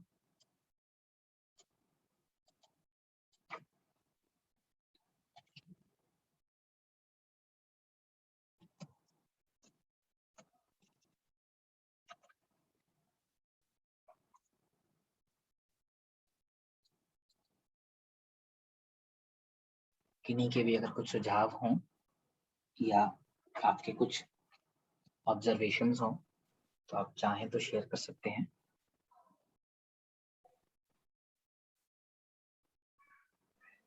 लेकिन मुझे ध्यान आ रहा है कि शुरू में एक प्रश्न रखा गया था। जी जी अगर कोई कमेंट ना हो तो हम लोग उस प्रश्न को भी ले सकते हैं, और यदि जी कोई जी कमेंट हो तो हम लोग पहले कमेंट ले सकते हैं। जी जी भैया, एक तो आशुतोष वाजपेयी जी का हैंड रेज है, इनका ऑब्जर्वेशन सुन के फिर वो नियति दीदी का प्रश्न था, उनको ले सकते हैं। नमस्ते हाँ, भैया। ठीक है। नमस्ते भैया, नमस्ते। जी जी नमस्ते। ये भैया, ये इस तरह के प्रोग्राम करके वास्तव में और क्लैरिटी होती है। शुरुआत में तो जब कहा जाता था ये कि इसको अटेंड करिए और जो पार्टिसिपेंट हैं उनको भी सुनिए, तो ये लगता था कि नहीं, वो तो that is of no use, ये बात शुरुआत में लगती थी हमको। लेकिन जब सुनना चालू किया तो ये समझ में आया कि नहीं, उसको सुनने से और ज्यादा प्रभाव पड़ता है। भैया एक छोटा सा प्रश्न है हमारा, मैं आस्क पूछ सकता हूँ मैं यहाँ पे? जी जी जी भैया जैसे मेंटर मेंटी की बात कर रहे हैं आप, तो मेंटर मेंटी जरूरी नहीं है कि हम यूएचवी में ही बात करी जाए। ये हमारे परिवार में, हमारे ऑर्गेनाइजेशन में, हर जगह कहीं ना कहीं हम काम कर रहे हैं, जाने अनजाने में बिल्कुल ये काम होता है। यहाँ पे हम भी इस चीज में लगे रहते हैं। लेकिन एक समस्या जो मेरे साथ में भी रिसेंटली आई, उसका जरा निदान चाहेंगे आपसे हम, कि जब हम दूसरे व्यक्ति के बारे में उसको गाइड कर रहे हैं या उसको हम सही डायरेक्शन दे रहे हैं अपनी समझ से और अपने भाव से, और उसमें भी दूसरे का ट्रस्ट नहीं बन पाता है। क्योंकि इस चीज को मैं ऑब्जर्व कर रहा हूँ कि हमें तो मतलब ट्रस्ट की बात कर रहे हैं हम, कि रिलेशनशिप तभी होती है जब ट्रस्ट हो, और ट्रस्ट नहीं है तो संबंध है भी नहीं, फाउंडेशन नहीं बन पाती है, जो हमें समझ में आया यूएचपी की वर्कशॉप से। तो दूसरा व्यक्ति भी ट्रस्ट नहीं कर रहा है और स्पष्ट रूप से वो बोलता है कि हमें अविश्वास है आपके ऊपर। उस दशा में हमें कैसे प्रोसीड करना चाहिए? हम ये बात केवल यहाँ की बात नहीं, हम ऑर्गेनाइजेशन में, फैमिली में, हर जगह पे ये बात करने की बात कर रहे हैं। जी जी जी भाई, तो दो बातें हैं भैया। जो है, एक तो विश्वास जो नहीं बना है, तो विश्वास नहीं बना है वो दो जगह पे नहीं बन पाता। या तो हमको लेके वो विश्वास नहीं बन पाता, या उस पर्पस जिसके तहत हम आगे बढ़ना चाह रहे हैं उसके साथ जुड़ के मिलके, है ना, हम कुछ करना चाह रहे हैं, उस पर्पस के लिए भी उसकी दृष्टि नहीं बनी है ना। तो दोनों चीजें हो सकती हैं। तो पर अगर दृष्टि नहीं बनी है तब भी वो आगे नहीं बढ़ पाएगा। जी अगर उसकी दृष्टि कुछ अंशों में बन गई है, लेकिन अगर हमारे साथ संबंध में आश्वस्ति नहीं है तो भी बात नहीं बढ़ेगी आगे, क्योंकि हमारी किसी भी बात को वो सुने, उसका एक प्रीरिक्विजिट ये है कि वो कम से कम हमारे साथ जो है संबंध देख पाए, है ना, हमसे जुड़ा हुआ महसूस कर पाए। और जब हमारे साथ वो संबंध में जुड़ा हुआ महसूस कर पाएगा तो ही भावों का, विचारों का आदान प्रदान हो पाएगा, है ना। तो वहां पे तो बहुत एडवाइजेबल नहीं होगा कि अगर उसको संबंध नहीं दिख रहा है और हम उसको जो है किसी तरह के कार्यक्रम में जोड़ने का प्रयास करें, तो वो तो कोई बहुत उचित स्टेप नहीं होगा। तो उसको तो जो है जब तक उसके उसके अंदर हमारे प्रति वो संबंध को लेके एश्योरेंस ना बने, है ना, तब जी तक तो पहले उसी जगह पे ही काम करना जरूरी है। और ऐसा हो सकता है कि हमारे आचरण में कमी नहीं है, लेकिन कई बार उसका संस्कार ही पुष्ट नहीं है, मिनिमम भी रिक्विजिट, प्री रिक्विजिट कई बार तैयार नहीं है, तो वहां पर भी नहीं कर पाएंगे हम। तो मुझे ये लगता है उनके साथ तो जो मिनिमम हो सकता है वो ये हो सकता है कि उनके साथ तो हम अपनी तरफ से संबंध पूर्वक जीते रहें, जी है ना। और कार्यक्रम में बंधने का या कार्यक्रम में उसको भी जोड़ने का हमारे ऊपर, हमारे अंदर किसी भी तरह का दबाव ना हो। तो क्योंकि कार्यक्रम वहां या उन लोगों के साथ इवॉल्व करना ठीक है जहाँ पे वो संबंध में आश्वस्त भी हैं और उनकी उस पर्पस को लेके कुछ अंशों में तो दृष्टि बन गई है, भले ही पूरी दृष्टि ना बनी हो, तो उनके साथ शुरू करना ठीक है। और जब इस व्यक्ति का भी कुछ दिखने लग जाए लक्ष्य के रूप में भी और हमारे साथ संबंध के रूप में भी, जी तब हम इनके साथ जितनी इनकी योग्यता है उतने के रूप में कुछ जुड़ सकते हैं, कुछ कार्यक्रम बना सकते हैं। और फिर जैसे जैसे इस व्यक्ति की भी योग्यता निखरेगी, है ना, कॉम्पिटेंस बढ़ेगी, उनके साथ साथ फिर उस तरह की जिम्मेवारियों को बढ़ाया जा सकता है। जी भैया, और एक बात बहुत सही समझ में आती है कि जो भी प्रश्न होते हैं और जो प्रश्न यदि उसको अगले सेशन को सुन लिया जाए तो वो प्रश्न भी समाप्त हो जाते हैं। जी जी ये यूएसडी की वर्कशॉप में ये बात बहुत इस पर समझ में आती है ये, कि अभी जो प्रश्न होते हैं, लेकिन अगली वर्कशॉप अटेंड करते हैं तो जो प्रश्न होते हैं वो भी समझ में आ जाता है कि हाँ इसका उत्तर ये होगा, इसको ऐसे प्रोसीड करिए। थैंक यू भैया, थैंक यू। ठीक बात है जी। रेवती दीदी। भैया जैसे कि नैक कमेटी में दिखाना पड़ता है ना मेंटो मेंटी का पूरा जी, तो उस वक्त ऐसा लगा ना, जैसे मैंने फाइल प्रिपेयर की थी लास्ट मंथ में, लास्ट ईयर की, तो उसमें ऐसे लगा था कि हमें बस जो हमारे मेंटीज है ना, तो उनके मार्क्स कलेक्ट करो, कौन हमारी मेंटी है, कहाँ से आया है, बस इतना ही हमें याद था। और जब हम उनसे बात करते थे जब मतलब एक दूसरे का स्नेह का भाव बढ़ता था, सम्मान का भाव बढ़ता था, विश्वास का भाव बढ़ता था ना, तो फिर वो हमसे शेयर करते थे। लेकिन अभी जो इससे पता चलता है कि ना हमको मेंटर को कैसे करना पड़ता है, अपनी स्थिति का आकलन कैसे करना पड़ता है, तो यहाँ पे हमको बहुत डिटेल में पता चला है कि जो मेरा मेंटी है तो मैं उसको किस रूप में स्वीकारती हूँ, उसको कैसा मैं अपना सहयोगी बनाना चाहती हूँ, फिर उसके मन में क्या चल रहा है, उसको किस तरह से हम उसको संवाद करना चाहिए। बहुत ही बढ़िया है भैया, ये बात मुझे बहुत अच्छी लगी, तो मैं रुक नहीं पाई और मुझे यहाँ शेयरिंग करना बहुत अच्छा लगा था। और जैसे ही हम हमारे बच्चों को बात करते हैं, वैसे ही फिर ये मेंटीज जो है ना, वो हमारे ऐसे लगता है कि बहुत ही करीब हो गए। जी जी धन्यवाद। ठीक बात है दीदी, ठीक बात है जी, बढ़िया जी। विकास गोयल जी। भैया नमस्कार।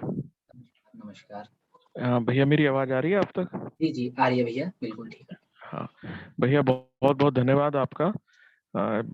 जिस तरीके से आपने पूरा ये कंटेंट रखा है उसके लिए सच में आपके लिए कृतज्ञता, क्योंकि कल 2 दिन का जो सेशन चले उसमें एक जो सबसे बड़ी बात मेरी अपनी ही हो सकती है, भाषा को लेकर मैं बड़ा मतलब समझ नहीं आ रही थी चीजें, क्योंकि अभी भी इंग्लिश ठीक है सुन लेते हैं, लेकिन जब भी समझने जाते हैं तो कहीं ना कहीं वो पहले माइंड ट्रांसलेट करता है, फिर उसको बात को समझ आती है, और इतने वो समझ आती है, इतने पता चला वो एक बीच में कुछ ना कुछ बिंदु छूट जाता है।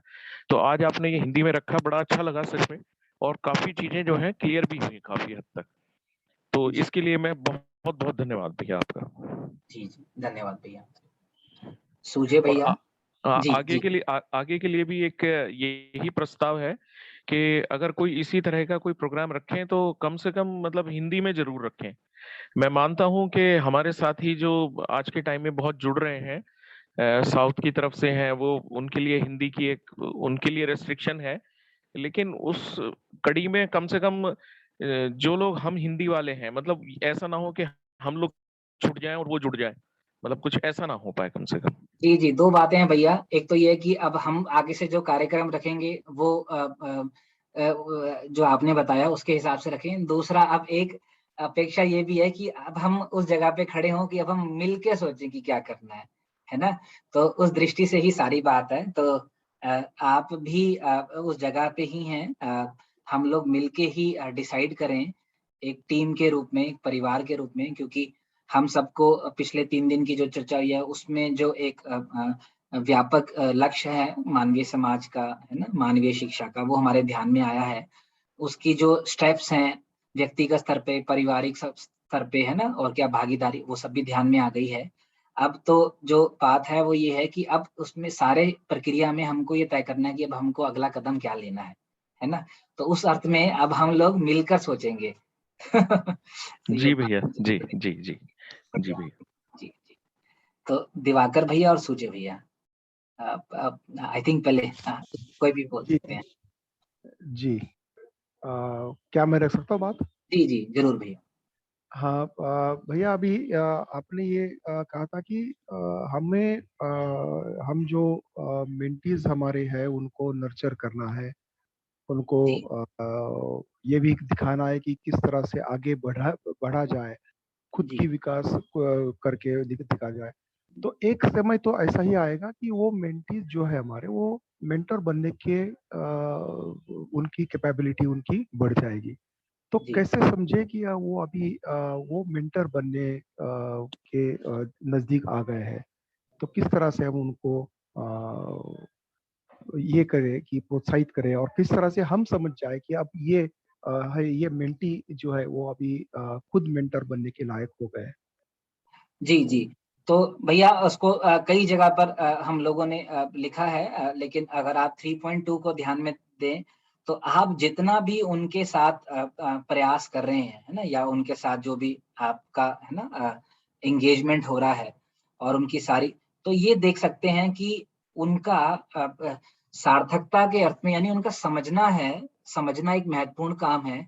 समझना मेरी आवश्यकता है, समझना मेरी अनिवार्यता है, मेरी प्राथमिकता है। ये उनका मन बन पाया है, नहीं बन पाया है। तो कैसे पता लगेगा उनका मन बना है? तो वो बार-बार वर्कशॉप्स के कंटेंट को, प्रस्तावों को, वास्तविकता के प्रस्तावों को सुनते हैं, नहीं सुनते। तो इंडिविजुअली सुनते हैं, परिवार के लोगों के साथ सुनते हैं, बार-बार उनका मनन करते हैं, नहीं करते हैं, वो एक मुद्दा है ना? फिर साथ-साथ सिर्फ सुनने से वो बहुत सारे अपने विचार में उनको विचार में भी ला पा रहे हैं, जो बात को वो सुन रहे हैं, और साथ-साथ जो है वो व्यवस्था में भागीदारी कर पा रहे हैं, नहीं कर पा रहे। छोटी-छोटी भागीदारी से वो शुरू कर पा रहे हैं, नहीं कर पा रहे। फिर उसके बाद भागीदारी कर रहे हैं, लेकिन और संबंध की बारीकियों पे उनका ध्यान जा रहा है, नहीं जा रहा।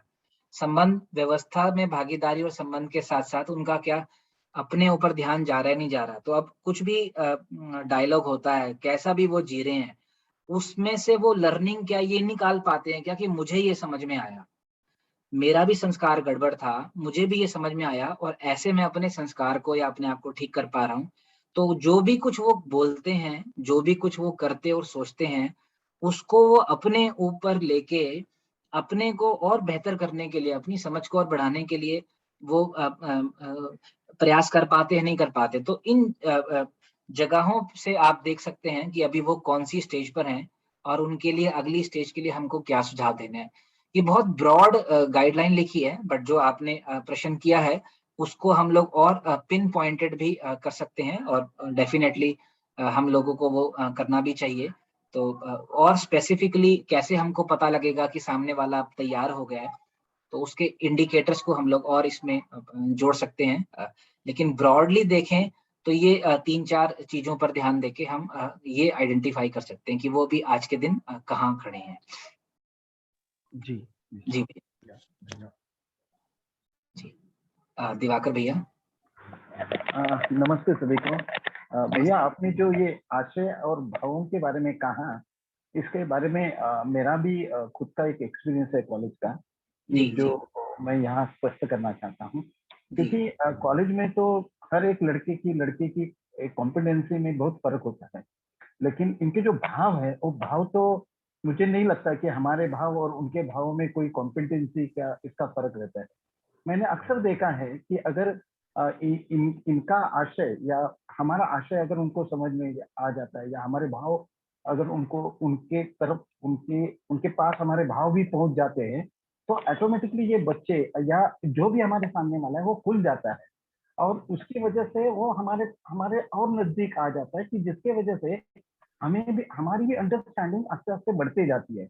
और जैसे जैसे हमारी अंडरस्टैंडिंग प्रोसेस से बढ़ते जाती है, वैसे वैसे हमारी जो सोच है वो सोच मुझे लगता है कि आस्ते आस्ते डेवलप हो जाती है।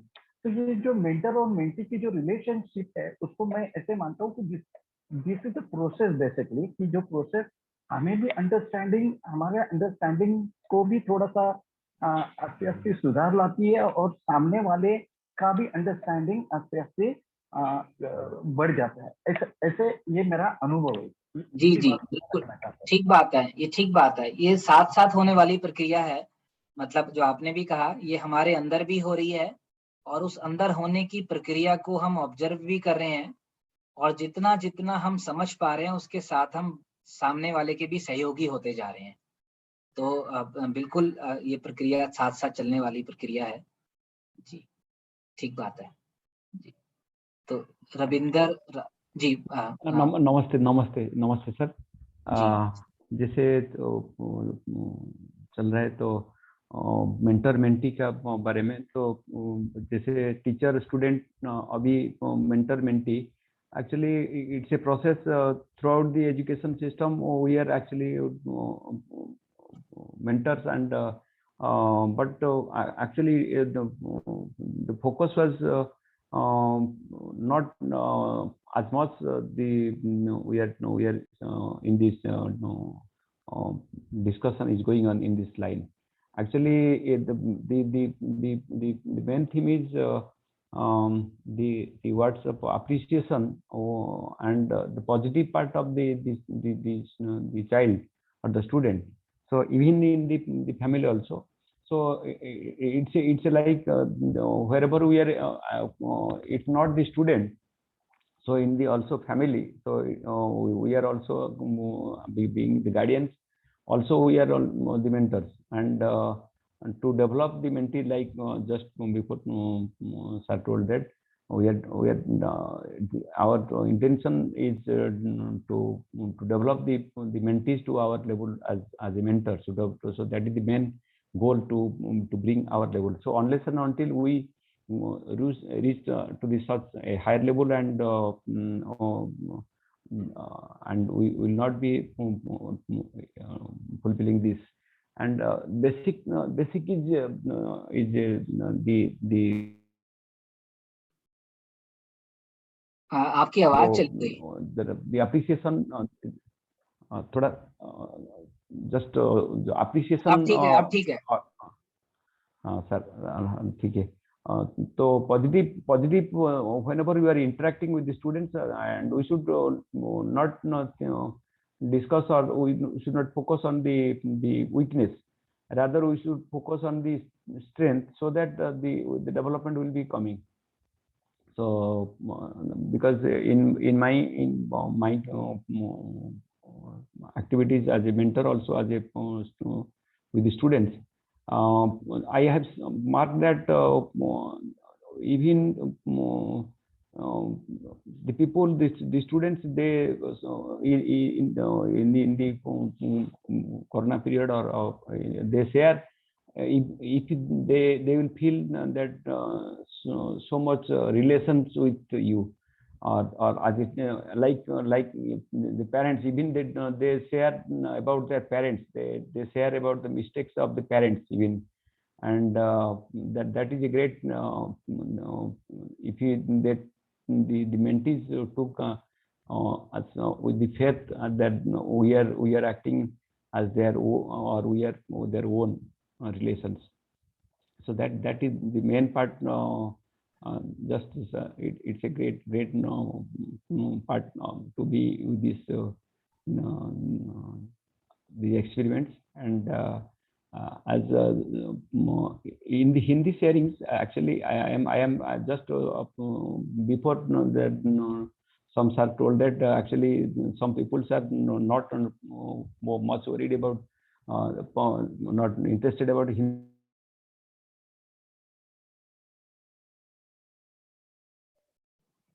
Actually, I feel the way you the Hindi sharings are taken into the heart, that is more. Even the South people, they are also.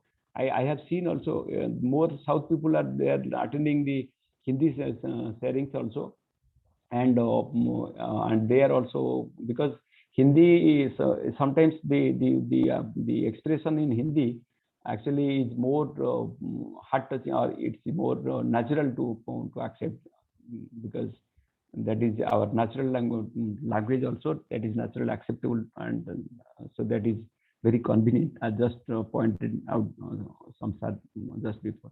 So it's a great learning, sir, and thank you for sir your guidance, and I also I have listened your sir the YouTube sharings, and it's a very heart touching, and it's a journey of self exploration. And thank you, sir. I am really grateful to be part of this. जी जी, धन्यवाद भैया, धन्यवाद। तो अभी राजुल भैया, समय तो हो गया है लगभग।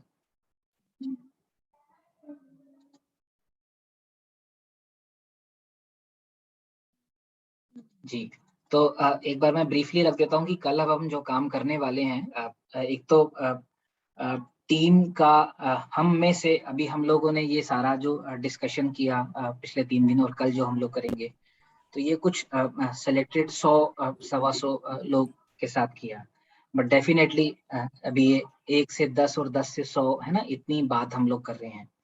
लेकिन एक अपेक्षा ये है और ये नेचुरल प्रोसेस भी है कि हम 100 में से एक व्यक्ति की कॉम्पिटेंस इतनी हो जाए, इतनी बढ़ जाए कि वो अगले जो 10 साथी हैं, 10 मेंटी हैं, उनके साथ एक पारिवारिक संबंध की जगह तक पहुंच पाए और उनको भी समझ के विकास में, उनके भी समझ के विकास में वो सहयोगी हो पाए, कंट्रीब्यूट कर पाए, ताकि ये जो 100 से लेकर 1000 तक के बड़े परिवार की यात्रा होनी है, ये आने वाले 2 सालों में, 3 सालों में ये हो पाए। और तो 100 लोग के साथ अगर हम इस काम को अभी हम लोग मिलके अगर एक टीम बना पाते हैं, एक परिवार बना पाते हैं, और अगर हम मिलके आने वाले 2 सालों में, 3 सालों में ये एफर्ट करते हैं, तो फिर 100 से 1000 की जो यात्रा है ये भी हो सकती है।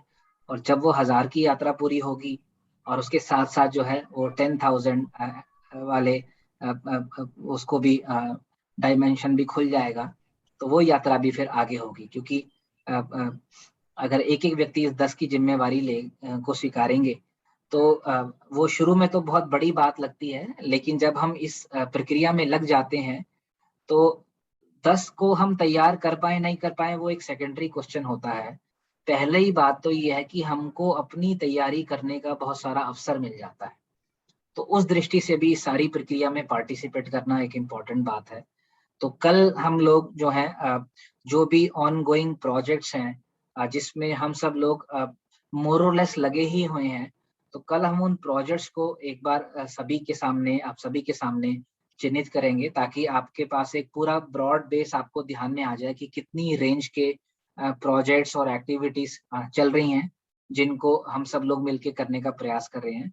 तो अगर हम उस सारे प्रोजेक्ट्स में से अपने अपने इंटरेस्ट के 1 या 2 या 3 प्रोजेक्ट्स को आइडेंटिफाई कर पाए, और अगर हम एक प्रोजेक्ट के लिए अगर हम कुछ लोगों की टीम बना पाए ना, तो उन प्रोजेक्ट्स में काम करते करते हमारी अपनी भी योग्यता बढ़ेगी, कॉम्पिटेंस बढ़ेगी, साथ साथ वो जो टीम है आज के दिन वो एक परिवार की जगह पे भी होगी। तो जब हम अगले जनरेशन को गाइड भी करते हैं, आने वाले नए साथियों को गाइड करते हैं, हमारी अपनी भी योग्यता बढ़ेगी।